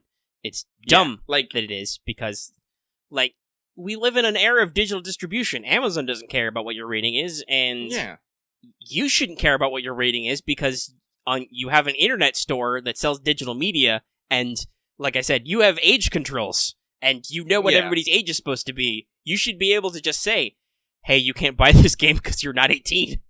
Like, I feel like this is one of those weird things where, like, publishers are being forced to police themselves rather than having their consumers police and like I said, I think part of the most problematic aspect is that it's targeting certain developers and they don't have clear guidelines. So it's like, I think the internal memo leaked or something, and it's like youngish looking characters, and it's like, so you don't want to call anybody out about underage characters, but you're at the same time you're like trying to avoid America's constant pedo hunt.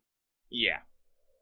Because like that is like a thing here in the States. Like there are not like at all like fucking like adult game like serious developers. Mm-hmm. Like and also there's other stuff going. But yeah, it's like, and I know some people find this because hey, guess what? We're probably going to be talking about Persona 5 soon. We want to talk. I want to talk about it. Yeah, we can go for it. But like I was reading over some old notes and stuff about stuff, and just people talking about the game, like how some people in America find it weird that like, oh, your female team members seem, sexualized or presented as legitimate romantic targets, but in Japan, especially at games aimed at a high school to college age audience, they don't find it that weird. And I was just thinking to myself, like, yeah, no, that's not that weird. Like, Persona 5 is still T for teen, right? I think?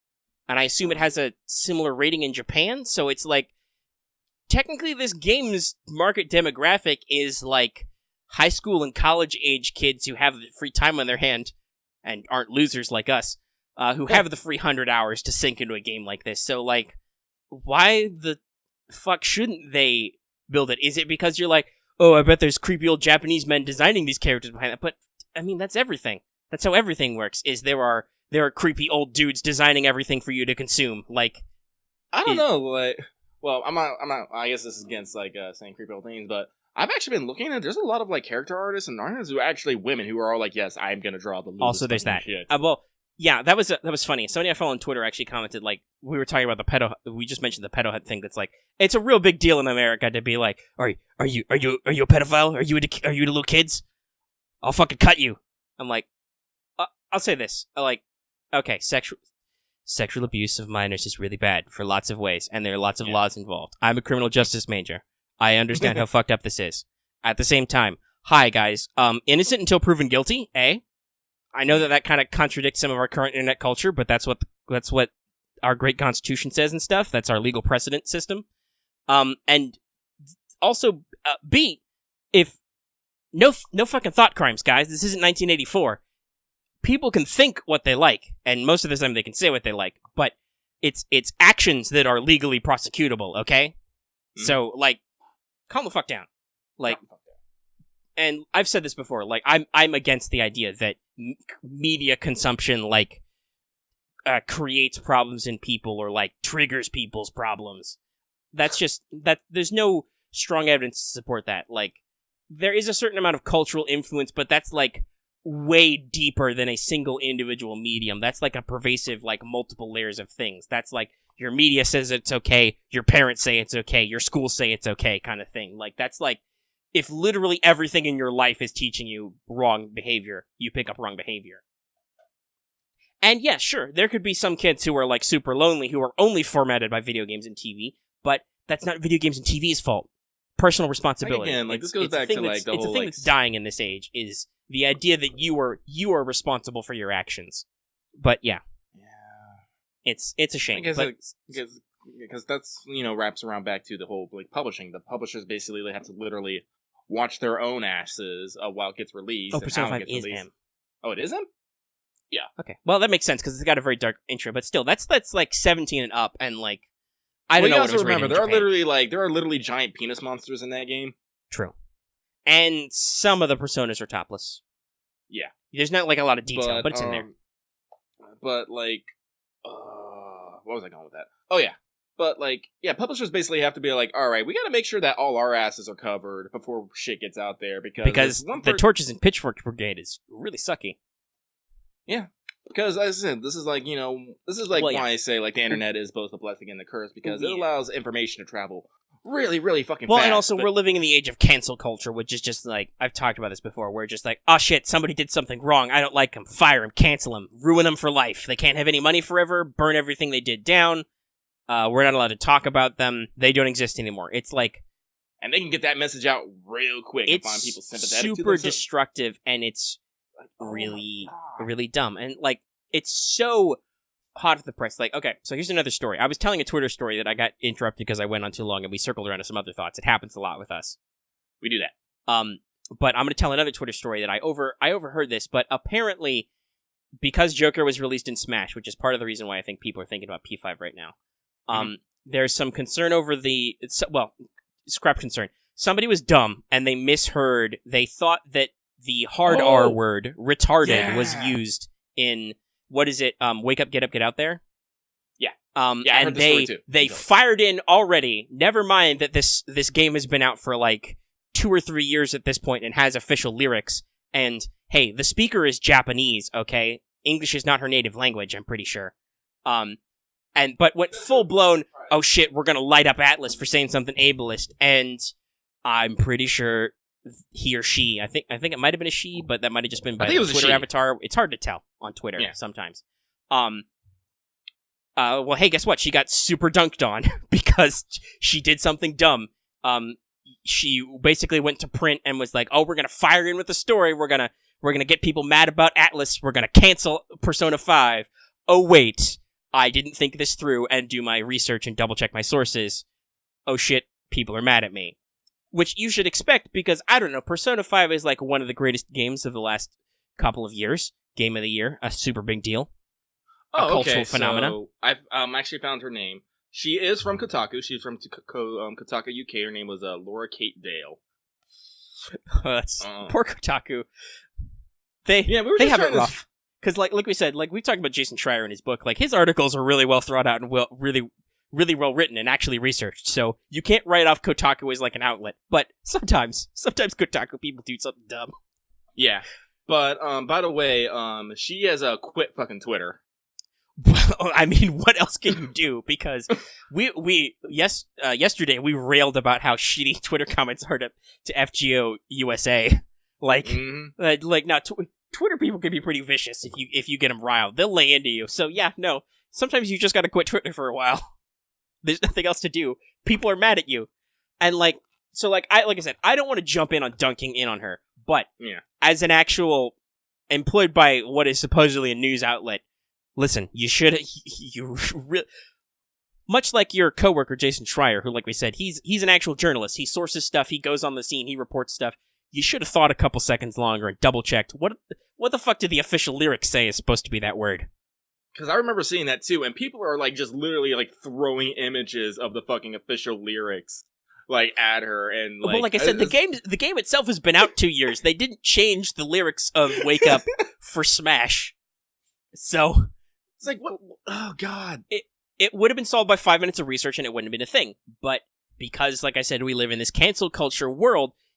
You had to be Johnny on the spot. You had to be ready to fire in and fucking put Atlas on and Persona on blast because that's what everybody wants to see. Mm-hmm. And like you have to jump in and slay and be woke. That's how you're good with the kids. God. Oh my god! It was retread or retarget. I think it was retarget, but it was re-t something. I just know it wasn't retarded. No, because why would they say that in Japan? Yeah. Like, I don't know, like, all I want is, I just want my uncensored game. Like, I want the game as the developers envisioned, with all the lewd parts that they thought of. And if you don't like it, don't buy it. They will either run out of money and have to do something different, or they won't, and you still don't have to deal with it because it's not in your life. See, because here's the thing that bugs me. Like, why are so many people concerned about what other people are buying? We're nosy. We can't... Well, this is what I've said. Like, this is the thing I'm staunchly against. I'm against thought crime and wrong think. Like, but people are so... I think it's because of somewhat of social media that, like, we're getting to a point where we're really invested in other people's lives because we can see what they're doing all the time, but, like, we haven't yet evolved to a point where we can do so in, like, a stable, healthy manner. So, it's like tabloids. Yeah, only instead of celebrities, the person in the tabloid is everybody. Yeah, I guess. So we're so concerned about what people are doing and what they're thinking and if they're doing the right thing because holy shit, they could be doing something wrong and we don't know about it and we want to know if you did something wrong so we can, like I said, fucking cancel your ass. So, like, it's... Like, I'm hoping we mature out of that because, like, I don't know, but at the same time, if you think about it, we do move fast on stuff. Like, when was the last time you actually saw somebody use the phrase trigger warning? He's thinking about it. That's Audience, you think about it.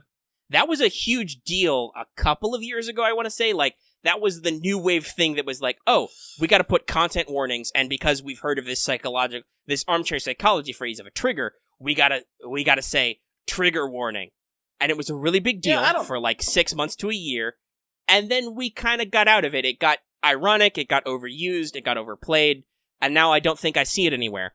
And like, yeah, but here's the thing: like, I don't think trigger warning is necessarily on the same level as media. I guess what I want to say ratings, because that's true. But like at the same time, I mean, we're not going to be over like rating systems, but I feel like I'm hoping that the way people consider like the nosiness, what I mean, of social media, like, we can't possibly have you doing something wrong. Like, I feel like maybe we can mature people out of that, where people just are like, oh, well, this, like, at some point, people are going to start doing stuff ironically, or they're going to meme it, and then it's going to be like, oh, shit, I don't want to be part of this cancel culture crowd. It's really dumb.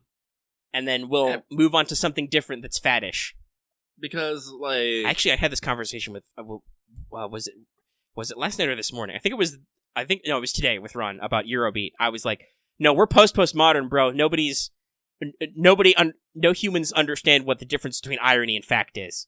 I don't argue with Ron because this is what I learned about Ron when you start arguing with him. For some odd reason, when you start arguing with Ron, his vocabulary, like every word, on average increases by 3 fucking syllables, and he writes pages. I'm like, I don't want to deal with that. Yeah, we were having meme talks about Elon Musk, and then he wrote like a couple paragraphs, and I'm like, shit, dude, it's like 2 a.m. I don't want to be part of this conversation. This is the main reason. It's like, God, I swear he thinks he can win just by making people like lose power. Also, I mean, I feel like we were riding off a different energy, so it's good you like him, Max, because hopefully we'll have him in more, because that's our good buddy Ron, who, like we said, is technically responsible for us dynamic duo being, again, I feel like in the StudiOmega, like, hiring scheme, Like, I think he's pretty high on my list of people I would like to pay to join us if we could actually afford to pay other people. Oh yeah. But also, like, he talked about how he's got a hellish, boring, dead-end warehouse job, which I think is why he's so communist right now. It's because he's working he's he's working a shitty blue-collar job right now. We was talking about Elon Musk earlier. Oh my god. I was like, Ron, calm down. He's railing against the devils of capitalism and how everybody's exploited. And I'm like, all right, Ron, calm down. I've known you a decent chunk of your life. I've definitely known you all your adult life.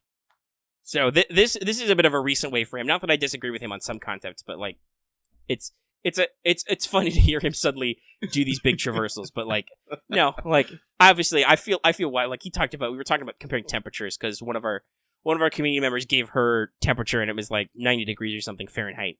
And so Ron fired in with what it's like in LA, and like I had to compare mine. I'm like, Ron, why do you get to be colder than me? Because he is like his whole 10-day forecast is cooler than I am.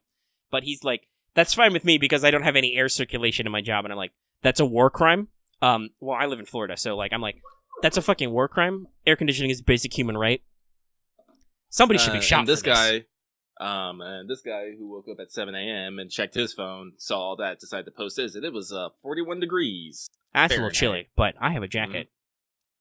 But, yeah, it says, Ron's a super intelligent guy, but at the same time, I think he tries to overwhelm me with that intelligence once in a while, so I'm just like, oh god, Ron, I'm not smart enough for this. Well, yeah, it's funny. Ron has definitely been a little bit elitist in his time. Like, he's been some snobbish about some stuff, and, like, I don't hold it against him. I'm not gonna lie. Also, I think it's funny that, like I said, he's so commie right now. Like, one of my vivid memories of, like, there's a reason why I've sworn off Monopoly forever. It's because I played a Monopoly game with Ron, and I'm like, no. He has too much brinksmanship, is the problem. He will do that thing where he fucking prices right to you and fights you over the last dollar, and somehow you always lose. And you look at yourself afterward, and you're like, why was I in this conversation? Why did I engage in this transaction? And that's why Omega doesn't want to play Monopoly anymore, because he's like, oh yeah, Monopoly fucking sucks. Mm-hmm. Now, as a torment, if everybody is being tortured by Monopoly, it's funny. But anyway, we were talking about P5 stuff. Oh yeah, we were just kind of talking about people's judgments and stuff. But like, yeah, well, I hope that maybe we're kind of moving. Eventually, it will become ironic and post-ironic, and just it won't be cool anymore. Yeah. That's like my personal thing. It's like it doesn't matter. Like really let your freak flag fly. Just I felt like you were gonna say that. Yeah. But like do it in the company of your peers and like in the privacy of your home. It's not something you go wave out in the fucking public because Well, yeah. There's public decency to be obeyed, but like what you do within the privacy of your own home with. Is your own business. Okay, because like I've said this before, I like small anime girls. I like giving them head packs and snacks because they make me feel healing. Does that mean I am a fucking pedophile who like goes and camps out fucking elementary schools and breathes heavily and awkwardly? No, it's like Lucky does not own a white panel van. I think I do not. It's like it's something that I like enjoy. It's like something that brings me happiness, but guess what? Do I like, I guarantee you, like anytime I'm like posting anything about like lollies in the chat, like I always get a fuck ton of police sirens. But at the same time, sometimes you post police sirens. That cuts both ways. Yeah, but it's the same. Yes, exactly, like that one, Fat Panda. But at the same time, I never feel like it's ever particularly malicious. It's all like, oh, Lucky, you sick bastard. And then, everyone chuckles and, they post police gifs. It's all in good nature. It's all good nature fun. It's like, but guess what? I'm not going to be going out into I'm not going to go into the bar and be all like, yeah, check out my 2D waifus, yo. No, because that's weird. That's weird that you do that. Oh, I remember the first Twitter story I was going to tell. I was following a person on Twitter and I noticed this because it was an FGO tweet basically, but they remarked about how in America everybody's so obsessed with like, are you possibly sexualizing underage people who are fictional? And then he has a fucking quote from the FGO radio show about I believe it's Mash's VA in Japan, who is super Shotokan. Like she loves Alexander, right? She is yelling and waxing poetic about how adorable Alexander is in one of the summer CEs, and how she wants to be his big sister and stuff, and just like Japan doesn't care. She's on a fucking public radio, well, not public, but like an internet radio show that's going out to the public with official guests for a huge official product. Nobody bats a fucking eyelash at her. Yeah, and like, okay, you can say that. Well, maybe that means that Japan has systemic problems, but still, like. They're not coming at this from a hurtful place. It's just like, hey, like, listen, honestly, she really likes Alexander. Fucking whatever, dude. She's just not gonna go like stalk out some kids at a playground. No, she's just gonna continue playing her phone and giggling at Alexander. That's all right by my books. Fuck. Oh, this is reminding me, like, speaking about public decency. I was talking about how much I like lewd shit in our Discord, and Omega was like, "I'll get you one of those Agahe shirts," and I was like. Make it PJs. Which I said was funny because my first thought was like bathrobe or something, but then I was like, no, I have to escalate. Because you were just talking about letting your freak flag fly, and I'm like, okay, I need to. All right, okay, I'll take this to a comedic exaggeration. And I was thinking about, I was like, no, like in the comforts of my own home, I would totally wear it, like all the fucking time. There are some people who knew wear them in public, and at conventions. And conventions I've usually seen that picture. Yeah, and dude, I remember like a guy came in like pants and jacket when I went to go see the Heaven's Feel 1, and so like special occasions, yeah, but around the house, yeah, I'd wear that. I think that'd be great. Because that is it's funny and lewd. I'm like, yes, it is good. I was gonna talk about something else, and I totally forgot what it was. Shit. Let's see here. Letting my freak flag fly. Ahego. Nagato? Maybe? I don't know. Yeah, Nagato. I don't know if I remember that. Oh, yeah. I bought her skin, her sleepwear skin, which once I posted, immediately got a fuck ton of sirens. And I was like, ha ha ha ha ha. Because I love my fucking sad, lowly fox wife. Flaunting your wealth. Goddamn gem bougie. We can talk about Azure Lane now. That's going pretty good. I think I'm done with the event. I did get a Nagato. It only took me 80 cubes. I got Mutsu. I think I got every event ship. I bought all the ones in the store and stuff. So now I'm like, I only have like 10 slots left in my dock. I have to figure out a way to. I have to, figure out a way to get more gems so I can buy more dock space. God damn it, Azure Lane. Yeah, they're giving me way too many fucking shits. I think I have 2 prototype bullets saved over for Nagato's final limit break. Right, because you have to save those because they're super important. They are. I think I just finally MLB'd Amagi because I got 2 like in rapid succession. I'm like, shoot, without those 2, I think I am at like 213 or 214 ships out of 220. I mean, like there are some of the initial like junk destroyers. Like, well, we're talking about personal taste. Hey, guess what? I don't really want destroyers dressed as Japanese elementary school kids. Like, that's not my aesthetic. So I'm like, fucking whatever. I don't need these. They're not leveled. Cute. I'm not using They're them. Cute. They're super cute. I guess they're cute, but like at the same time, they're wearing those elementary uniforms to make them look very dorky. So I'm like, whatever. Super dorky. So like, but, okay, like, maybe I could free up too. like 4 or 5 by cleaning out some like commons that I literally will never use. But that's still not a lot of room. Like, I'm actually thinking about, like, unlocking some commons that I know that I get from building a lot, so I'll just have plenty of them anyway. Like, fucking, I can't think of their names off the line, because I always just burn them so quickly.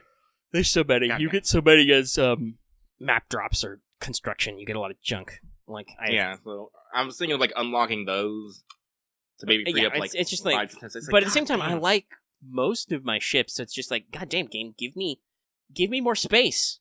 When are you gonna give me a free fucking size upgrade?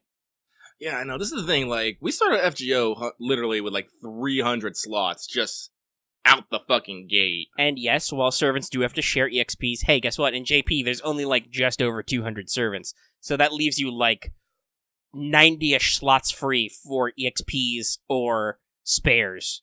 It's a lot of fucking room. So it's just like, God. As opposed to these Chinese ripoff games who have the diamond market cornered, and they're part of the diamond racket, and they're also apparently part of the space racket. Because I just had to save up and shell out 280 gems to get 10 more slots in Girls Frontline because I had like 135 out of 140, and I'm like, well, that's way too tight of a space. Yeah, no. On the other hand, I only have to do that in Girls Frontline like very infrequently, I feel like, because it's not super expensive. Like, you get almost enough gems in like a month anyway, and like, yeah. The way they add guns is very sparse. Usually it's like, oh, an event comes out, there's like 1 or 2 guns that you can get specially in there, and if they're a random drop, I almost never get them because it's awful and I don't care. Though they're going to be doing something where PSG 1's coming back in like one of the possibilities for the new event, in addition to new ships, and I'm like, new guns, I should say, and I'm like, oh, I missed her the first time because she was random. I hope I can get her because Metal Gear Solid. But anyway, I'm also not cut up about it. But like, they added some new guns, so I'm actually building, like, I got XM8, I joke about, I've got fish gun. Because that's the joke about the XM8 rifle, it looks like a fish. I got the Shiki 100, but that's about it. I got the other Shiki number that comes for free today, when I logged in. Oh, that's cool. Monthly logins. But it's another Shiki model. But yeah, I'm trying to build ARs because, I don't know, some people are super excited about MDR. She's like some kind of internet troll or something, and I'm like, alright, whatever, I'll take some builds. It's a little hard because I'm running really low on rations, and I'm like, game, why you no give me more rations? Give me more. It's like, I have like 80,000 ammo, I think. Like, I have a ludicrous amount of bullets. There's no fucking food in my base, though. I'm like below 20k right now. And I'm not using up a lot in recipes. It's not replenishing very fast, naturally. But Girls Frontline is good. It's got another super hard event coming. I'm sure we'll be swearing at that soon. I am ready to die. But like, I think Lucky and I have both basically wrapped up the Azure Lane event. Yeah. Just in time for them to move on to the new Kizuna Ai event, which we talked about last time. But they actually did a preview, and it revealed some stuff. You're not just getting one Kizuna Ai ship, girl. You're getting a fuck ton. There's what, like 4 or 5? I think there's 4 in a costume. Okay, there's 4 in a costume. There's 2 SRs and 2 elites. The normal Kizuna Ai is an elite, and then like, I think it's like her like idol song. There's and a birthday one. Is it her birthday one? Her gaming one is definitely an SR. It's an actually separate ship. If I remember, her gaming one's an SR. Then she has an elegant one and a birthday one, and then her regular one. I think elegant is the other SR. Yeah, and then I think she has a costume, which is the kimono, I believe.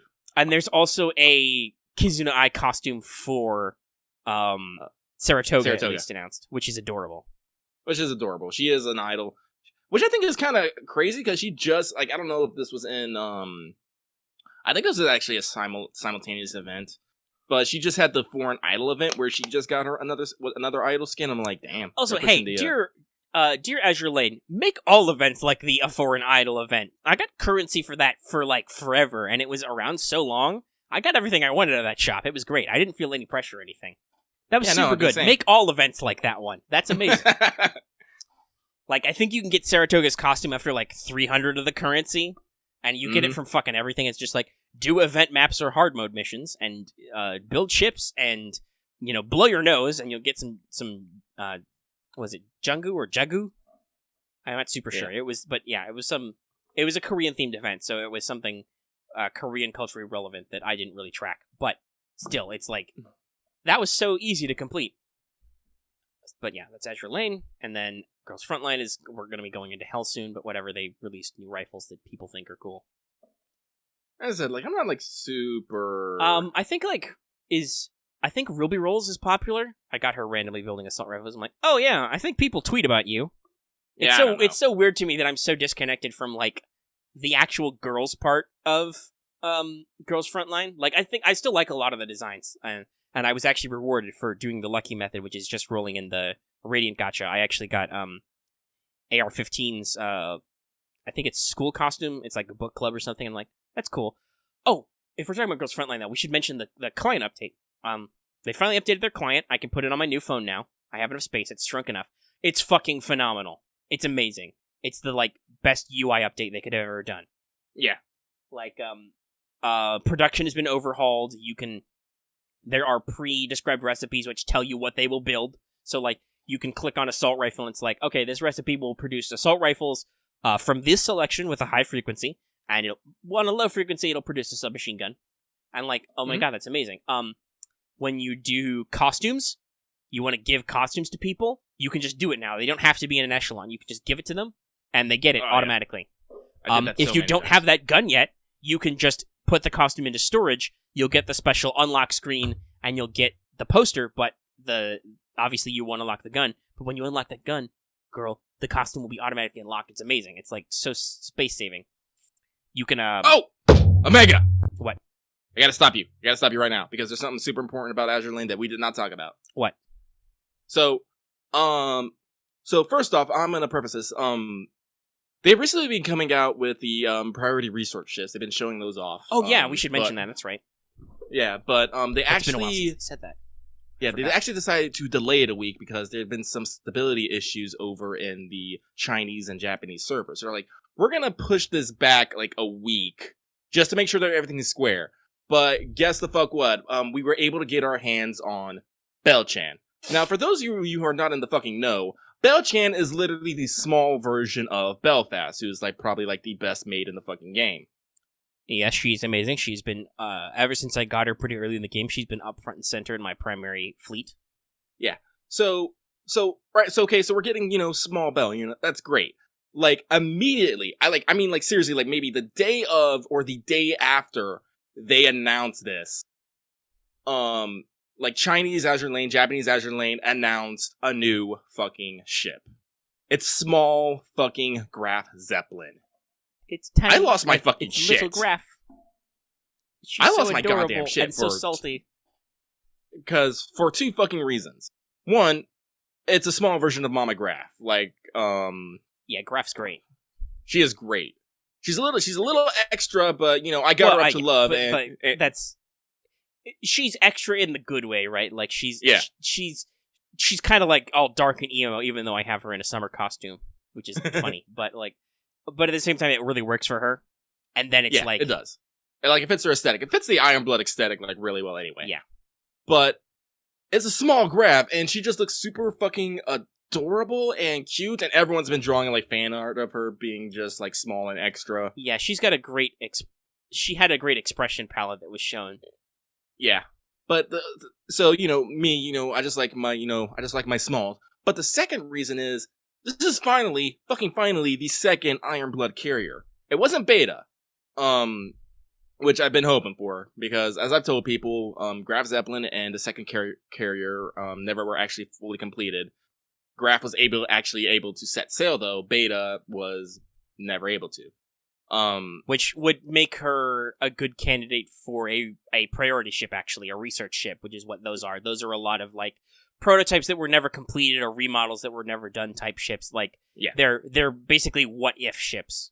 Yeah, Rune, KMS Rune is another one of those who's only like conception, was never actually built. But this means that there's finally a second Ironblood carrier, which means I can finally finish out my fucking Ironblood feat whenever she shows up. Because I'm a stickler for fucking aesthetics, my Ironblood feat only has 5 ships in it. Because you can't pair Tirpitz with another battleship or a battlecruiser, or she gets mad. Yeah. So it's literally been Tirpitz and Graf Zeppelin in my main line, and then I usually have Prince Eugene, Z23, and Z. I can't remember her fucking name. There's a lot of 46? Z's. God damn it, Nazis! Why couldn't you have cool names for ships? She was a limited. She's I can't think of her fucking. She's the one who's always concerned about her name. Fuck, can't remember her name. I don't know. God I don't damn know it. what that is. Like I say, but it's her and 2 destroyers, and we have a good time. Like, honestly, like I can still run like hard level content because fucking Tirpitz is just that good. See, It's with like my showing, Ironblood fleet, I got around this the other way. My centerpiece is Graf, and then I have Scharnhorst and her sister. I can't remember off the top of my head. Yeah, but like I have those, and then my combo is Prince Admiral Hipper, and whichever Z is, because I'm tired. Whichever Z is the starter one. Z23. Z23, that's right. Who I have with her special teacher skin, but also I completed her retrofit, so she's also gold. Yeah. But Hipper's kind of fun. She's like classic 90s tier tsundere. Her skill activation quote is, "Who are you calling flat?" And her like animation is waggling her riding crop with a fucking anime vein popping out thing. It's adorable. She's great. But we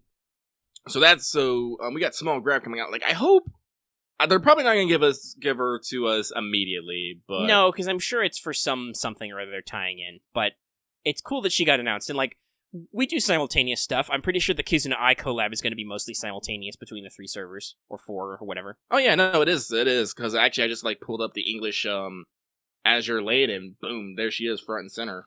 Like let's see here. You know, they just have the coming soon. But yeah, it's coming soon. But you know it's gonna be like in a week. Let's see here. I'm trying to get my cubes together in case I need to do special build. One Fat Panda is saying Thursday. I trust him. Yeah, let's see here.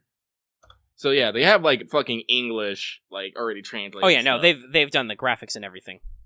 I do enjoy that the fact that they say character voice is just Kizuna Eye. I'm like, yes, of course. But who is the voice behind Kizuna Eye? I'm sorry, Kizuna are you Eye. retarded or something? I think that was her actual response to that interview. Is there something wrong with your brain? Where unfortunately the quotes they're using, at least in English, have not necessarily been like common Kizuna Eye, but I expect there's going to be wow wow wow wow noises. Mm-hmm. And hopefully hi domo, and other super AI references. It'll be super adorable. Hopefully we can get some. But yeah, there's Little Bell. They didn't go with Bell Chan. They went with Little Bell, which is technically a literal translation. Yeah. The Chan honorific is a diminutive. Mm-hmm. But she's super adorable. I like that she's elite instead of SR because she's tiny. But that'll be super cute.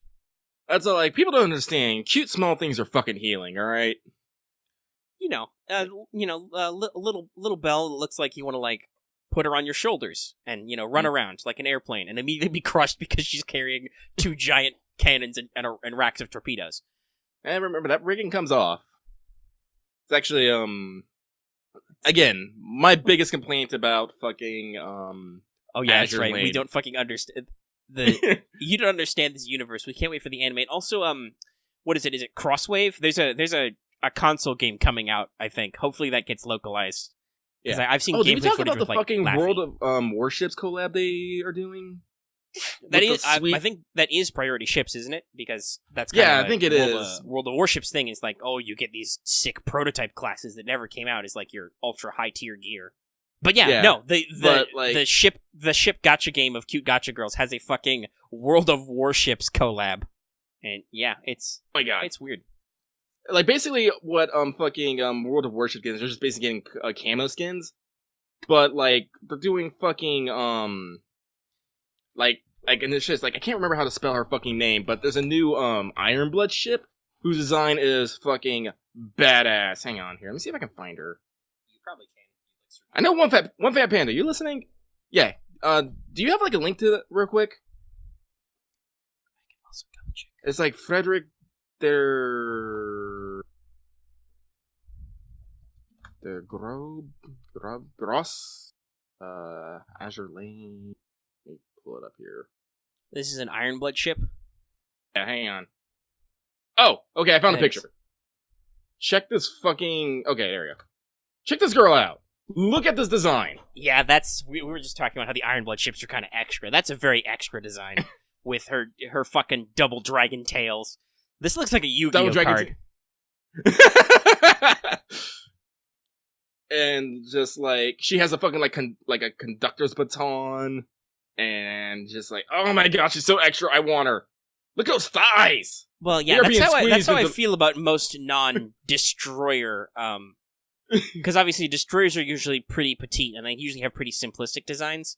But like almost every high-level, Ironblood ship has like a really extra design, which is really good.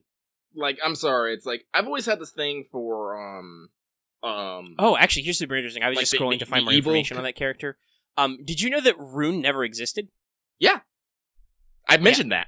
Oh, well, you must have cut out then, because we mentioned that Rune, but and she was from the collab. Yeah, but KMS Rune was another ship that never existed. I think it was only a conception stage. No, I don't. That's the thing. Like, it literally never was. There was no concept of the ship. Oh, really? Yeah, they apparently. I believe the company behind World of Warships is called Wargaming Lusta. They did research, but they never found any designs for a ship, a heavy cruiser for the Kriegsmarine that would have used the appropriate size of guns, 2 or 3 millimeter. They found a speculative design to enlarge the Leipzig class hull, and then they found a paper on a turret design for that size of gun, but they never actually found a ship that combined these aspects. They took 2 disparate theoretical designs and combined them to make a new ship, which is KMS Rune. I mean, there is a fucking there's a Rune class cruiser. That's probably where they got the name from. But like I said, yeah, no, the theoretical class she is based on doesn't exist at all. It wasn't even a thing. It was they did some research and made it up. But yeah. Let's see here.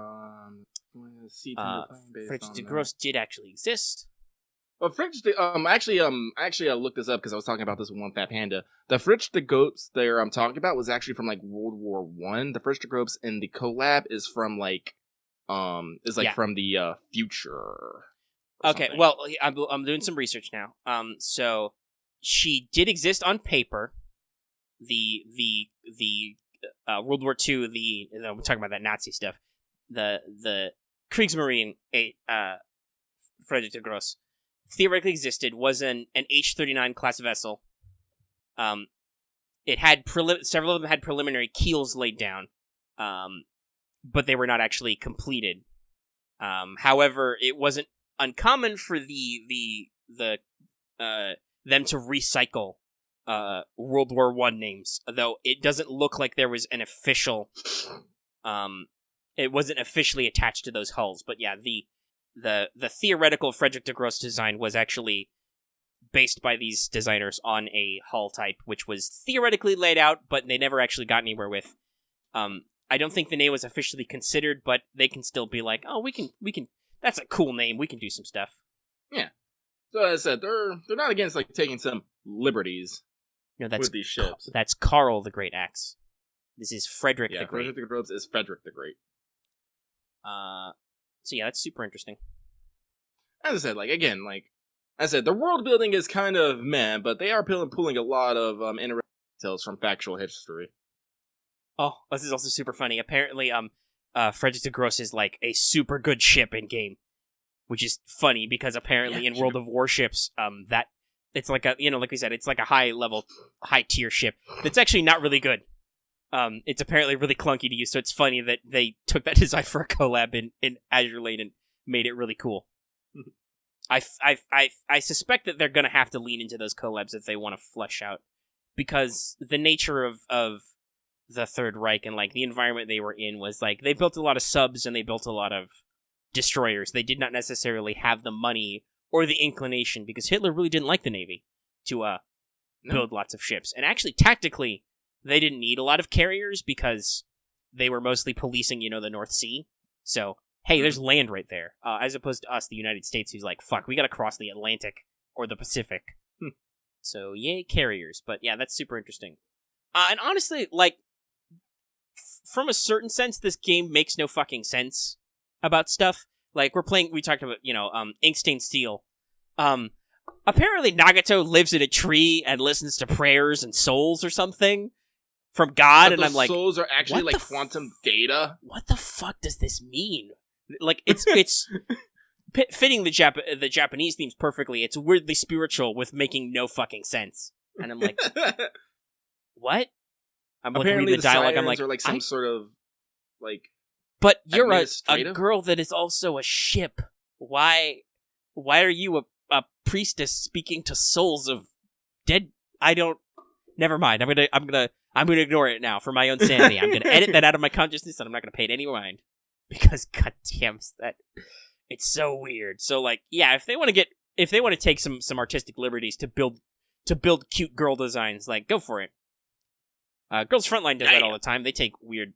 Well, like there's I think we mentioned this before that like G36C is classed as a submachine gun, despite the fact that no, it's just a really compact assault rifle, guys.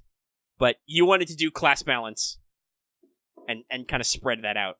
So there are actually several carbines which are classed as submachine guns because the game differentiates between like a full powered rifle, like a battle rifle or sniper rifle, and an assault rifle. It does not qualify then like between like a carbine. Also, I bet there are a lot of squad automatic weapons which count as machine guns, even though that's kind of a gray area because, you know, there are a lot of LMG conversions of just assault rifles, which are just slightly heavier stocks and barrels and larger magazines. Guns are fun, guys. Anyway, Azure Lane and Girls Frontline are cool. I don't know, but so gacha games are still good. Yep. Well, we can circle back around to Persona 5 now if we're done with gacha. Yeah. Because I think that was the direction I was going, and then you reminded me that there was actually a lot of news about Azure Lane that we kind of brushed over. Like, they're delaying priority ships, but they're giving us Little Bell, and then they're also, they've announced the Little Graph, which I haven't found a good translation of her name yet. I don't think it's just Graph-chan. I'm not sure. Little Zep? I don't know. Like I feel like Little Zep crashed is it through Google Translate, and I'm like, I don't know what's a proper noun here. Thanks, Google Translate. I feel like Little Zep because Graph is technically the title. That's true. Zeppelin's the name. So Little Zep. Lil Zep. Sounds like a cartoon name. I'd watch that cartoon. Oh yeah, that was another thing we may have been thinking about, is we were briefly going to touch on like the anime or like the Crosswave game to be like, maybe that'll help us get some sense of scale and what the fuck is going on in this world. Or maybe we'll just shoot at giant real-life-sized ships as Laffy, which is the only gameplay footage I've seen. Not that I mind, it's just, okay. Mm-hmm. Yeah, well, Fat Panda says that Little Zep, Zep-chan, and Graph-chan are all being used. Zeppy! That also sounds like a that's a perfect lead into like a cartoon theme song with like an airy theme like Zeppy, Zeppy, Zepping all over the place, Zep. Just make Zep sound as musical as possible. Zep.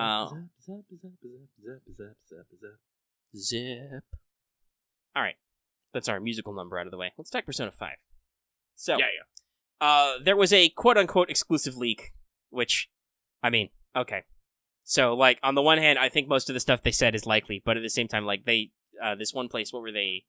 I don't even remember the outlet. I'd have to look for it. I can find it somewhere. But, I joked that, like, is there inside source at Atlas Me? Because I don't think I said it on air, but I made all of those predictions privately, like, right away when Royal was announced. I'm like, okay, so they're going to do an updated re-release. That means they're going to add post-game content. They're going to add more confidants. You know, they're going to add more events and stuff. They may or may not add it. I don't know if they'll go back to the P3 portable and do a female version of the protagonist, but that could be pretty fun. Which actually, like, that's being reported.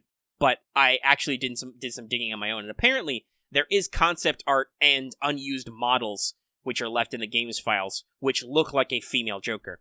So that I'm actually like, oh, that could happen if they had the start if they decided to go that route. Mm-hmm. But we're looking at we know for sure there's P5R, the Royal, and there's also P5S, which is marked. Oh, Quad just posted it. It was Gear Nuke. That's right. So let me list what they reported that the supposed leaked features are. Well, first of all, they said that there's going to be three titles. There's Persona 5 the Royal, there's Persona 5S, and they've also claimed that there is an arena-type title in the works, which they are tentatively calling Persona 5A. Some people in their comments are really snippy and be like, no, the working title would be P5U, because that's actually how Persona 4 Arena was titled, but like, dude, calm the fuck down. They added a clarification, which was like, so we call it P5A because we don't know the official name yet, but the point is that it's supposed to be an arena-type title. So, supposedly Persona 5 the Royal is an enhanced version. There's going to be a new epilogue, which is supposed to be lengthy. There will be a female main character choice. There'll be new characters, such as the girl from the trailer. There will be new personas and social links, aka confidants. In general, there'll be a ton of new content. It's going to be a PS4 exclusive. And that Atlas supposedly wanted a simultaneous worldwide release, but that wouldn't be possible due to the sheer amount of new content, which I've heard some people scoff at, but I'm like, no, I mean, that makes sense because they're really sensitive about spoilers. They wouldn't necessarily want other markets to be able to get information. It's just also, practically, that's not possible. You add, 2 months of content to that game, and that's God knows how many words of script. Yep. Also, especially if they did add a female MC, I said this with Lucky, that's a whole new script. You have to read every line of that script and double-check it and edit it. Mm-hmm. But it's been a couple of years since the game actually, the game, when did it actually, let me double check this, Persona 5, when did that actually come out? Because it came out in Japan well before it came out in the West, because of, as mentioned, localization issues. So yeah, the initial release date was September 2016. It is now early 2019, and I assume that it probably won't come out, at least in Japan, until later this year. So that's a full, 3 years. So they very easily have had the time to do some of that stuff, right? To basically make a whole new half of a game. If you can make a whole game in 6 years, you can make half a game in 3 years, especially if you don't have to put it on multiple systems. That's about all about Persona 5 The Royal. And then they said that Persona 5S is going to be a Switch port, but it won't be the enhanced version like Royal. And then Persona 5A is supposed to exist, and it's going to be by ArcSys, but they're busy with wrapping up the Grand Blue game.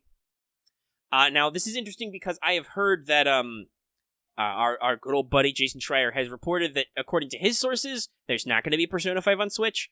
But while I know that he's very connected and he does often have angles, there also have been times when he's been wrong. So it could just be that when he got news, it wasn't true, or maybe it's not true. But I have assembled a Persona 5 The Royal Bingo, which is hopefully the graphic that has been on screen this whole time.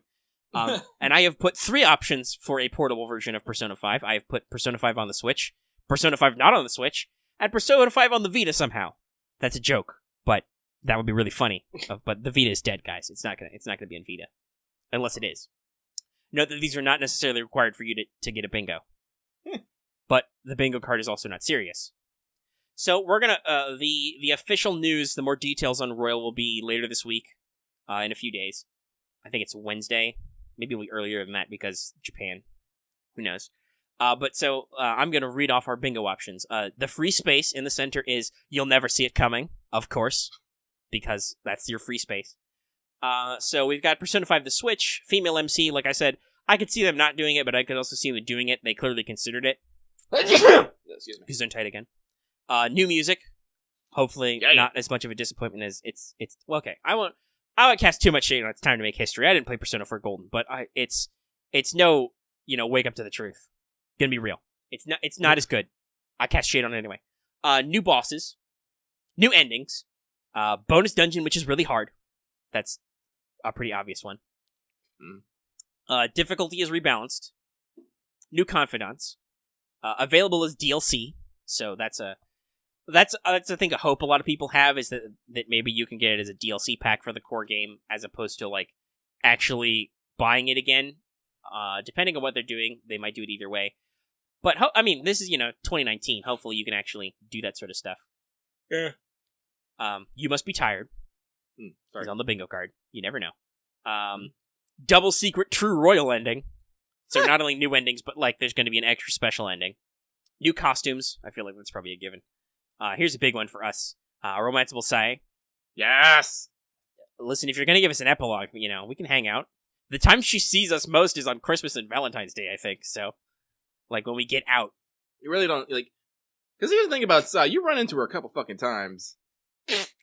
So plot-wise, with the way the framing device is set up, I'm not expecting them to tear down the whole game. So it's no, obviously you can't hang out with her like a normal confidant like was originally planned, because that doesn't work with the way it's framed. But if you rewrite the script a little, you could make mention that she's bumped into you. And if you're doing a playable epilogue, you could actually hang out with her outside of jail, which could be a thing. And there are some jokes in, Dancing in Starlight. I think there's a dialogue sequence where Futaba says that Makoto will make a great wife someday, and you can get a couple of joke options. One of which you can fluster the shit out of Makoto with, but the other is you can be be my sugar mama. Really? Or something like that. And she's like, no, maybe you'll find my sister will be better at that, because she's an employed professional. or other stuff like that. And like, there's also some dialogue references that her sister's not got a lot of romantic prospects. So like, I feel like they're playing on the fact that in the game she's single, but also, she's hot. So they're joking around with it. That could be an edit I see. My next one is Goro lives with an exclamation point. Because that's really fucking ambiguous in the game itself, so... Dude. This is another one I want because Goro's confidant links does absolute fucking nothing. Well, I mean, when he actually joins your party, he gets all the normal party buffs. Yeah. But, like, it's funny because, like, people joke that, like, I think you get level 9 when he fakes shooting you in the face. And it's phrased fun, like, so they could rebuild that to be more clear and, like, obviously, like, actually adjust things so that it matters in the end, right? Like, okay, you complete the story, he does the funny thing, or he dies for you, ha ha ha. It's really cool. But also, it's ambiguous here's the thing about Goro. Like when you first meet him, he says, he basically says, "Hey, if you meet up and talk with me, I'll teach you like some detective fucking skills." Oh yeah, because that's the other thing. He was originally supposed to have normal confidant stuff. He would let you see what dialogue options were the best, but they cut that. That'd be great to add that back in as a special effect to give him actual special powers in the party and make it less of an obvious thing. Not that 3 years later, people don't know, but still, it saves me a fucking wiki trip. I think that Saya and Goro are like the two most need to be rebalanced confidants because they're story tied, but they're not story tied in like an effective way, right? Mm-hmm. Like the Goro is a bait and switch to be like, oh, he's going to be a party member. Look at all the party member stuff you can do, and then it's like, fools, he was the traitor all along. He got you. Like, maybe they can do something with, like they did in P4, and then if you do actually fucking max it, like, before a certain point, it's like, oh, it's game over, boy.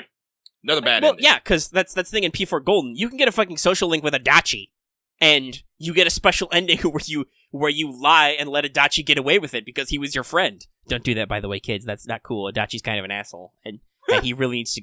Listen, he's playable in P4 Ultimax, and, like, no, he like, you really need to slap him on the nose and, like, let him know, you did bad, Adachi.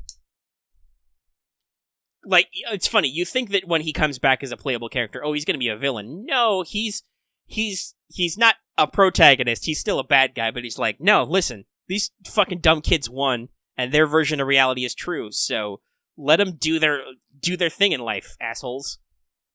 My next bullet point is streaming restrictions. That's on the bingo card. Epilogue content. I wrote down an actual full-blown new palace, not a Mementos thing. That would be super cool if they did a whole bonus palace. That might be a lot of work, but I bet it'd be fun. In all caps, gay option. The thing people are thinking about. It's been in Persona in the past, and people have noticed that they feel like Persona 5 is less progressive in some of those regards to LGBT issues compared to Kanji dealing with like basically toxic masculinity and other people's impressions of him, and I know, like, Naoto's experience was, as a crossdresser. Yeah, it was super progressive, but that's what it was about, right? It was about rumors about you and people's perception versus what you're actually like. Yeah. It was about truth.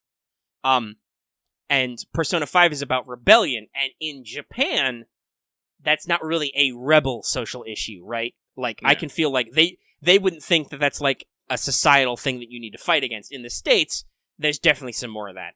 Like, that said, Japan does have a very popular positive connotation with the Crossroads, which is basically a gay bar in Shinjuku.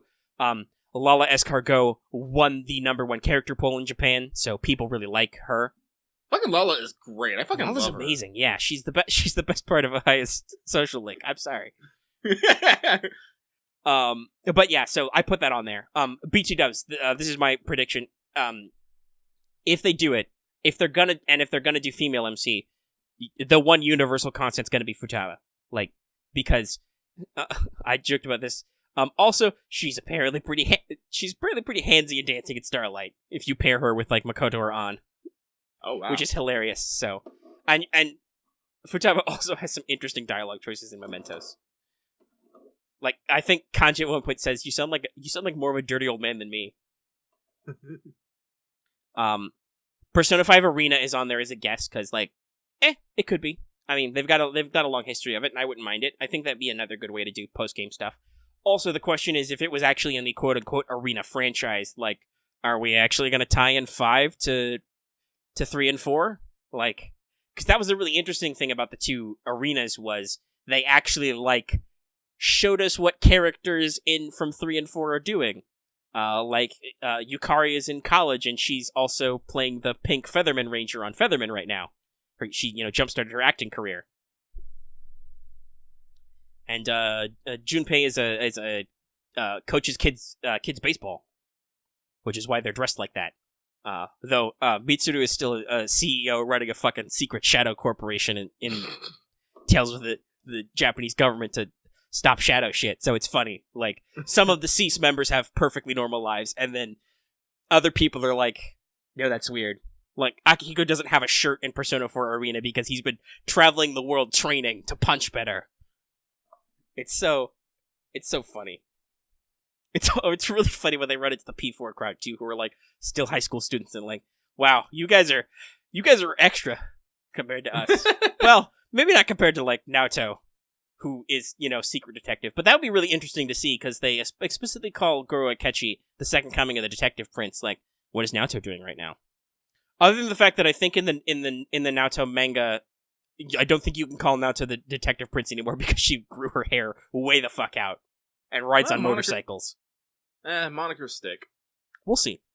But like, so yeah, that's something I'm really curious about is if they're gonna do more official integration of the wider setting.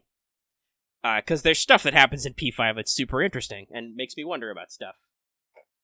But anyway, I noted 4K or some other graphics bullshit. That's just basically a space entity to fill, but it's like, it could be a thing. They'll probably do it. It'll have like some PS4 Pro shenanigans.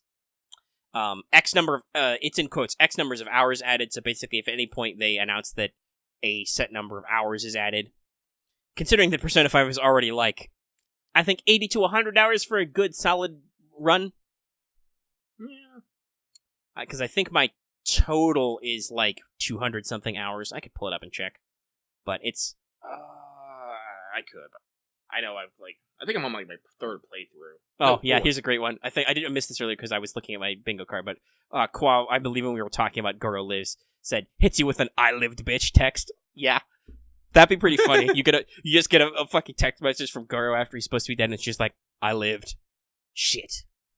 And actually, I think Goro was supposed to have a palace in the original draft of the game, but they cut it because, like Axe said, I don't know if that makes metaphorical sense because he's an actualized Persona user and a wild card. Maybe Trailer Girl will have a palace. Who knows? There's also going to be a very interesting thing, which is like if they actually do epilogue content. Because here's the thing about Persona 4. The TV world doesn't go away until you do the true ending, which is on literally your last day. You are literally on your way back to your hometown after your school year is over, and you're like, wait a minute, I haven't gotten to the bottom of this for reals. And you fight a whole extra bonus dungeon and a boss, and then the TV world sort of goes away, but the Midnight Channel also doesn't fully go away. But, like, you change it in a meaningful way. In Persona 5, the metaverse supposedly goes away on Christmas when you win, and then the remainder of your time is just you fucking around in Juvie and or your Valentine's date. Like, that's why we think Morgana is dead, because he disappears with the metaverse. So, like, what are they gonna do? They could probably change it so that the metaverse doesn't actually fucking finish. Oh, there could be that. Like, oh, so we can still go into the metaverse. It just doesn't look any different because Mementos isn't there anymore. But, like, they could still stick in bonus dungeons. Well, I mean, like, I don't know. We'll see. They could rewrite text and stuff. We'll see. Because, like I mean, that's the thing. Mementos is the populace is palace, so I think it's a big deal that after you defeat Yaladabaoth, that like people are able to go back to their lives and like think for themselves. Some of them are apathetic, some of them are not. Keep Mementos, but Mementos is going to go underneath some sort of fucking change or something now that like what was could be maybe it's not it's not like a prison at the bottom anymore or something. Yeah, because that's also I think a theme because like. Tartarus has like different weird levels and activations, and the Midnight Channel is actually when you completely remove the fog is actually super cool and like open. But yeah, we'll see what they do. Like I said, for most of these ideas are such softball pitches. Like like I said, like I have no idea if Gear Nuke actually got a leak, because like you could have guessed half of this, and then you say, oh, when you get called out, like, hey, what you said was a leak. It didn't actually happen. They're like, oh, they must have changed it last minute, or they must have decided not to go with that feature. They still got some time. Like, you could safely back out of this, right? I hope most of it's true, but like I said, most of it is such a softball that it's like, I guessed most of these, and I'm just making an educated guess based on Golden and FES and Portable. I'm excited.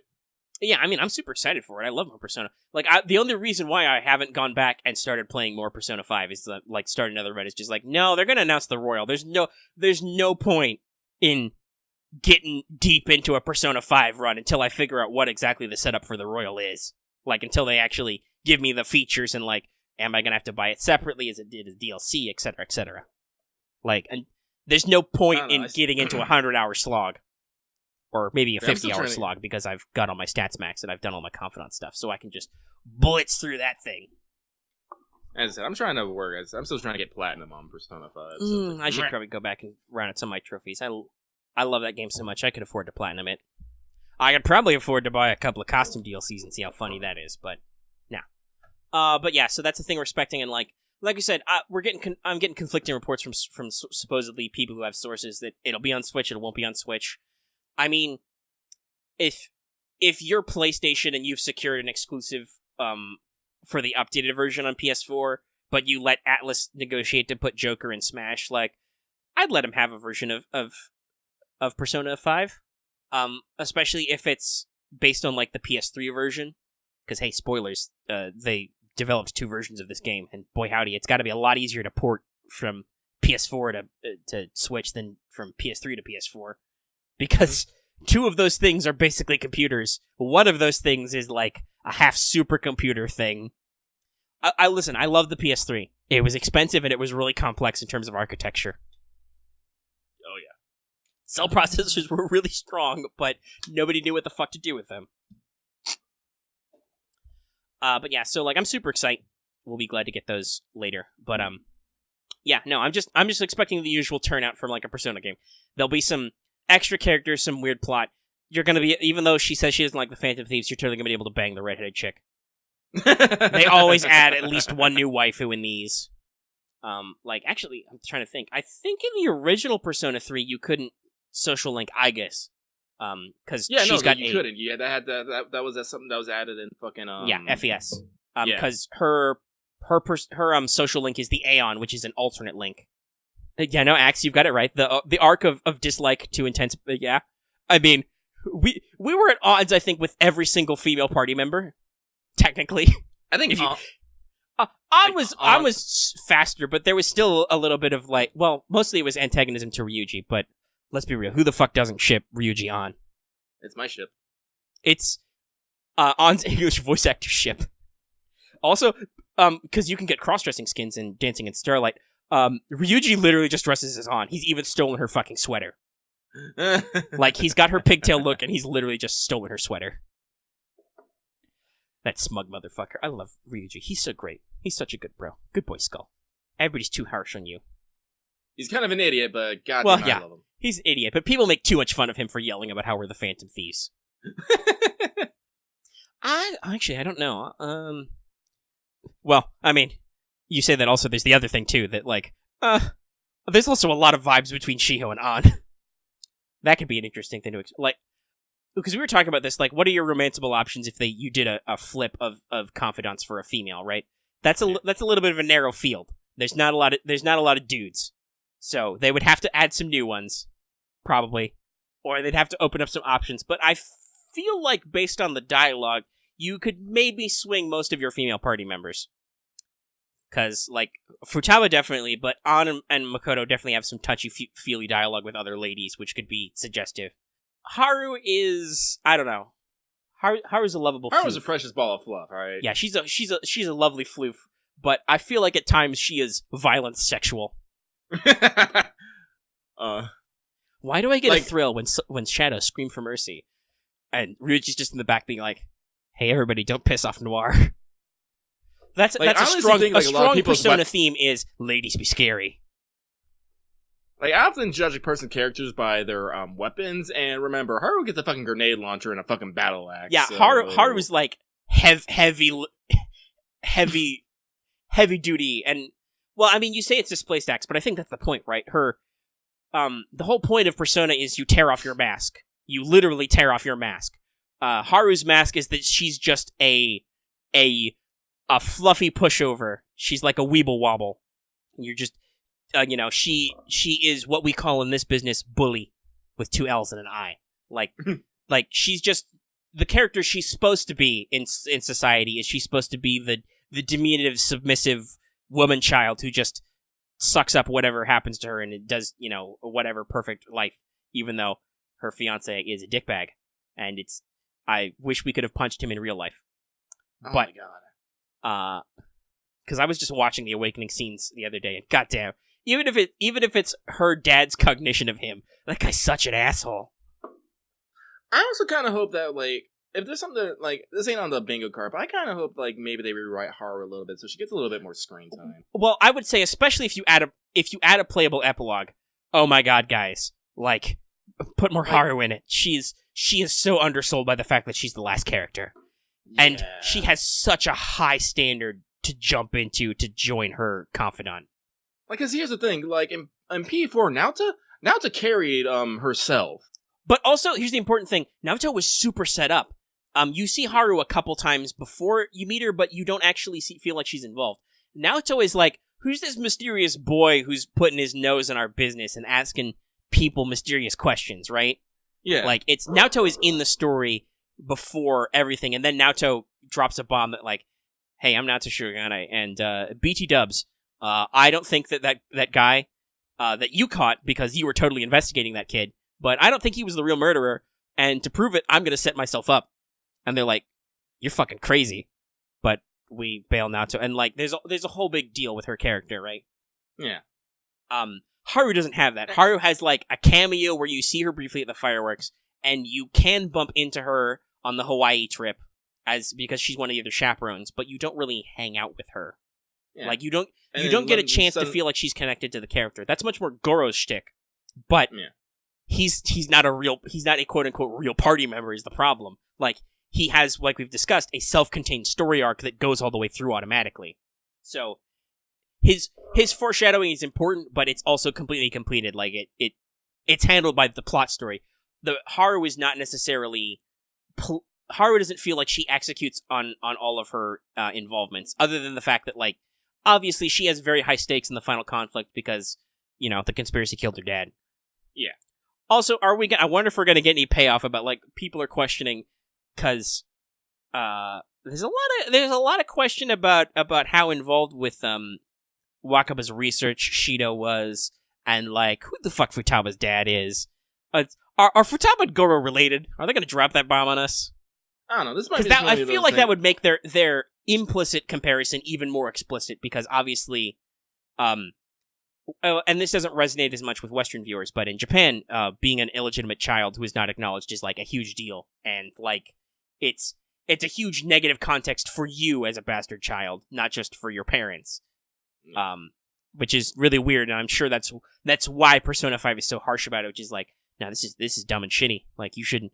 Look at what happened when the way society treated this kid. He became super evil, even though he didn't have to.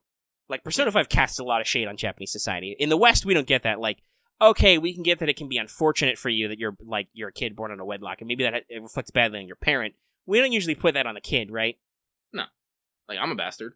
So, like, we don't think of that as, like, some huge social perception that he has to get over. It's just like, well, I mean... Okay, so your dad was a distant asshole, but, like, we don't necessarily feel that why the stigma of, like, you felt awful your whole life. And the writing, I think, compensates it a little. It puts off a little bit like, oh, his mother was mistreated and stuff. So you kind of understand kind of his pathos, but also, like, it rings a little hollow in the English version. But, like, that's why Futaba is such a foil to him, because, yeah, I don't think she knows who her biological dad is. Her mom certainly didn't say. Her mom didn't seem to care. And it was a big deal that her mom was raising her as a single mother, not caring about it. And, like, didn't even bother her. And it doesn't bother anybody in her life. Like, Sojiro slides into that slot pretty well. Oh yeah. And just like, so like I wonder. There's definitely a thematic link between those two characters. I wonder if it's supposed to be a more explicit link. Oh, speaking of Sojiro, there's something that there's one scene that I always wanted in Persona 5 that never happened. Or at least I didn't think it happened. You remember like near the beginning, fucking Sojiro gives you the fucking key to the store, and so you can get in and out and shit. Because remember, at the beginning of the game, you can't leave at night, right? Until he like puts you at a Sojiro, curfew. yeah. And later he gives you a key so you can get in and out. At the end, I always wanted a scene where you go back to give back the key to Sojiro, and he's like, "No, keep it. Like this will always be your home." And I'm just like, yeah, I feel like that would be pretty good. That's obviously implied, but like that could be a good thematic thing. I think everybody felt like this. The ending's kind of rushed. Like, yeah, it is. The ending anyway. The denouement is the technical term.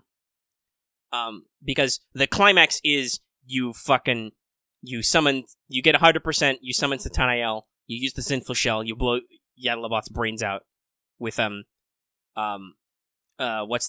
that Our Beginning that plays? Yeah, I think yeah. Dun, dun, dun. Yeah, the big dramatic musical number, and you're like, be gone, boom. Satan saved Christmas. And that's like the climax. But then you have denouement, which is like the action winds down, which is like, okay, so is Shido actually going to go to jail? And Sae's like, yo, Shido's actually only going to go to jail if you report on him, but that means that you're going to be violating parole, so you're going to go to juvie. Are you okay with this? And you're like, for the sake of justice, yes, I, Joker, will do this because I'm super cool. That's actually that sounds more like Xander Mobius trying to do Arsene than Joker himself. Joker's a much more natural register for him. Arsene is like deeper and more. I fucking love Arsene. He's so cool. I love it. I think Arsene is the starting persona I have the most attachment to. Like Orpheus and Izanagi have decent designs, but like Arsene feels like an actual fucking character in the story, and I love him a lot. But yeah, basically you wind down and then you go to juvie. There's this big emotional payoff where your friends and all your social links fight to get you out of jail. Your fucking politician buddy is in the national diet being like, even now at this moment, there is a noble soul languishing in jail. Shido sucks. Furthermore, Carthage must be destroyed. Drops the mic and walks out. I love that guy too. He's a great confidant link.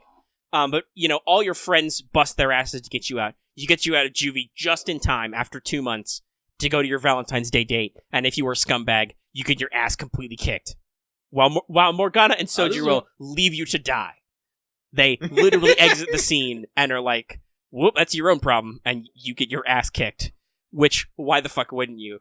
Like, just think of all the ladies there are in Persona 5 and how they would feel about things. But yeah, but that's the moment, and then it's kind of like, okay, you're winding down, school year's basically over. You got to go back to your hometown, your year of probation is over. Your parents and guardians have to take you back. Apparently, we just can't give them a phone call and be like, hey. No, I'm staying.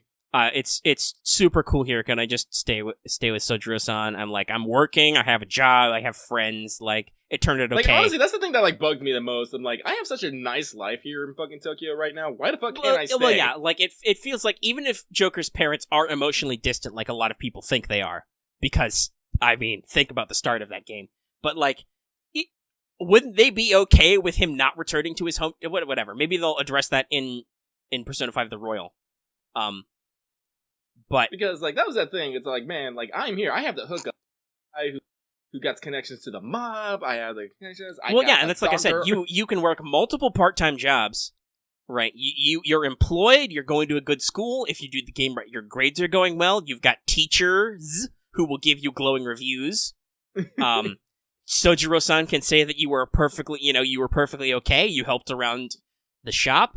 You helped his shut-in adopted daughter get over her mental issues. Your fucking student council president can say you were a model student. God fucking damn it! What happened, Lucky? Ah! What's the matter? So Yin Press is giving away their giant standee of Do You Love Your Mother and 2-hit multi-attacks at SakuraCon. Oh shit. R.I.P. Lucky. Ah! Well, that's why it's going to be a business expense. Ah! Alright. But yeah, basically, while Lucky dies, there are so many characters who are positively disposed to you thanks to confidants. There's a fucking politician in the national diet who says he's your friend. These guys get you out of juvie. They can't call up your parents and be like, "No, this kid's great. He can stay here in Tokyo." But like I said, maybe they'll have the rest of that. But anyway, the denouement ends with everybody gets in your real life version of the Monomobile, and you drive off into the sunset while Wake Up, Get Up, Get Out There plays, and Joker gives a very saucy look to the camera, which I think everybody basically interpreted as like, "Oh yeah, this isn't over yet. This is just how the story concluded as of the version of Persona 5 we got." Because obviously there were things that were cut for time and remodeled. Do you know why the Nijimas have such a well-modeled apartment? It's because that was going to be your apartment. You were going to live in a normal apartment, and they were going to be your neighbors. But they decided to scrap that for Over LeBlanc because that was thematically much more cool. Like, honestly, I don't mind. As much as I love Makoto, I love LeBlanc, too. Hifumi was originally going to be a party member with a persona, but it turned out there were too many characters. So they decided to cut her because she wasn't necessarily... I don't think they got to the point where she was, like, super thematically on rails yet. Because, like, having a party member means you have to have, like, an awakening and all that stuff for them. So I think it was just... Now that I think about it, yeah, the parts are there.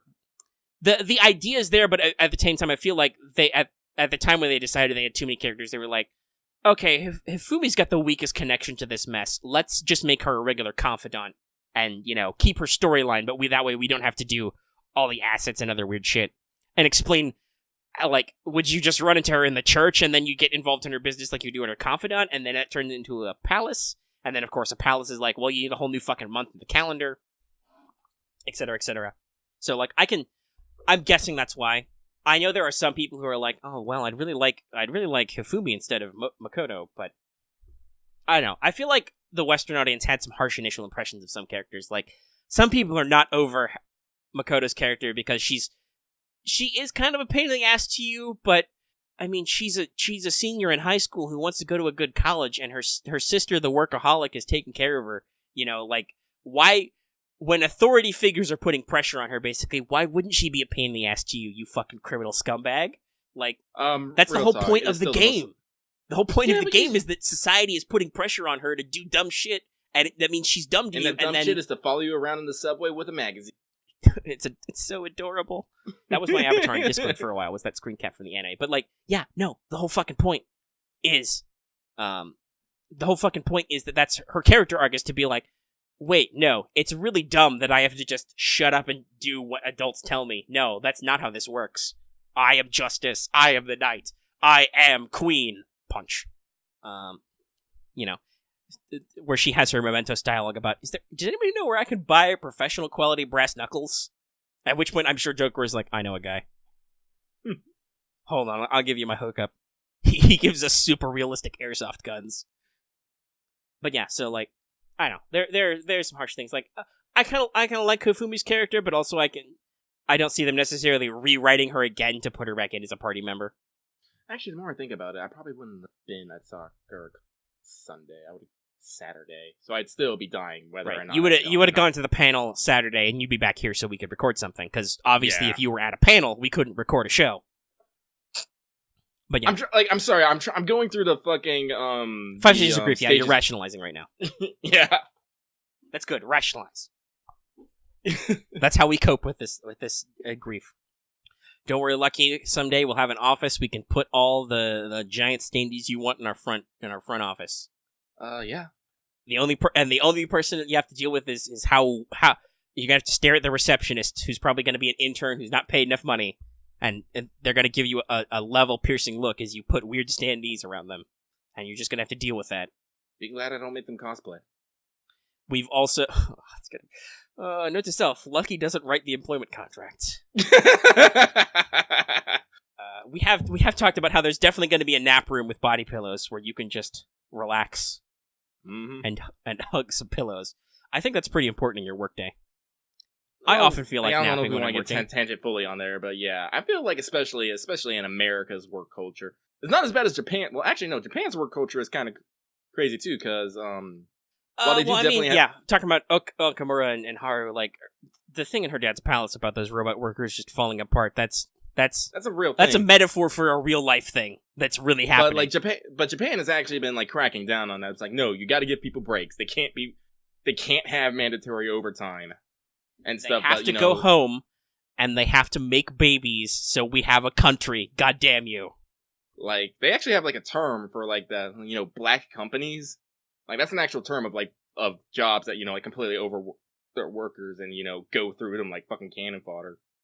But still, like, over here in America, it's like, in America, it's like, we still have, like, fairly harsh ourselves.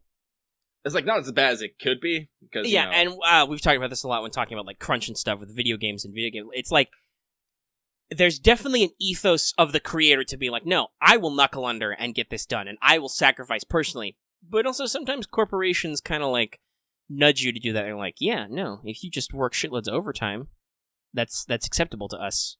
You can get it done faster, so like... But they don't, like...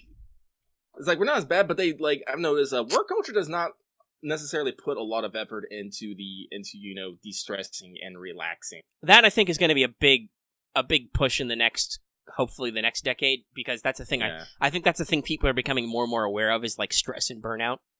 Yeah. Like, there are YouTubers who talk about burnout, and you can ask yourself, what the fuck do you have to talk about burnout? All you do is do a vlog every day. Yeah. They do a video every single day that has to be fresh and unique, otherwise people don't watch it. It's a pain in the ass. How long have we been going for? We've been going for almost 3 hours, Lucky. We might have to wrap this up. Alright. But, so, I guess I'll finish off my thought here. But yeah, like, there's some places, like, especially in, like, Japan, where it's all, like, there's mandatory, like, nap times, or where you just stop working for a bit. Not like breaks, where, you can get up, walk around. It's like, no, just stop working, put your head down, close your eyes. Some people's like, no, bring in fucking cats. Oh, sympathy pets, yeah. Those are actually supposedly really good stress relief, like therapy dogs and stuff. Mm-hmm. But, and like, here in America, it's like, fuck, we still don't, like, oh, man. It's like, 15-minute breaks, like, only, like, half-hour lunches. It's like, I don't know about you, but, like, lunch for me is not, a half-hour deal. Like, I like to get up and go around and do places. Maybe I want to go out to eat. I remember when I was working in insurance, they gave us a half-hour lunch. Yeah, I'm thinking about it. Like, to eat, I can definitely eat in under half an hour. But could I prep food, or could I go out somewhere and order food and be back in half an hour? I don't know. No. Like, usually it takes me a half hour to work up to a meal, because I have to be like, okay, I need this step and that step, assemble all this stuff, throw it in a microwave, whatever, come back. Where the fuck did my time go? I guess I was unfocused and I let it sit for like 5 minutes while I wasn't thinking, etc., etc. It's complex. I'm going to go on Twitter, look for more bunny girls. Well, I think that's the perfect time, because we're at 2 hours and 51 minutes. That's probably a good sentiment to end the episode on, because it is the Easter Sunday episode. Mm-hmm. We hope you enjoyed your time. I think we talked about everything. I got my whole bingo card out. We talked a lot about Persona 5. We talked about gacha games. We talked about other shit. We'll be back with more next week, and so on. And other stuff, so. I'm also running out of voice juice, so it's a good point to stop. Lucky, do you have anything you want to say before we go away, or are you just going to leave it as was? Oh, no, I'm actually just found out that they're actually putting the Evil movie in actual theaters. It's going to be a Fathom Events thing, so I might go see it in theaters. Who knows? Okay, cool. That's where we're ending. We're done now.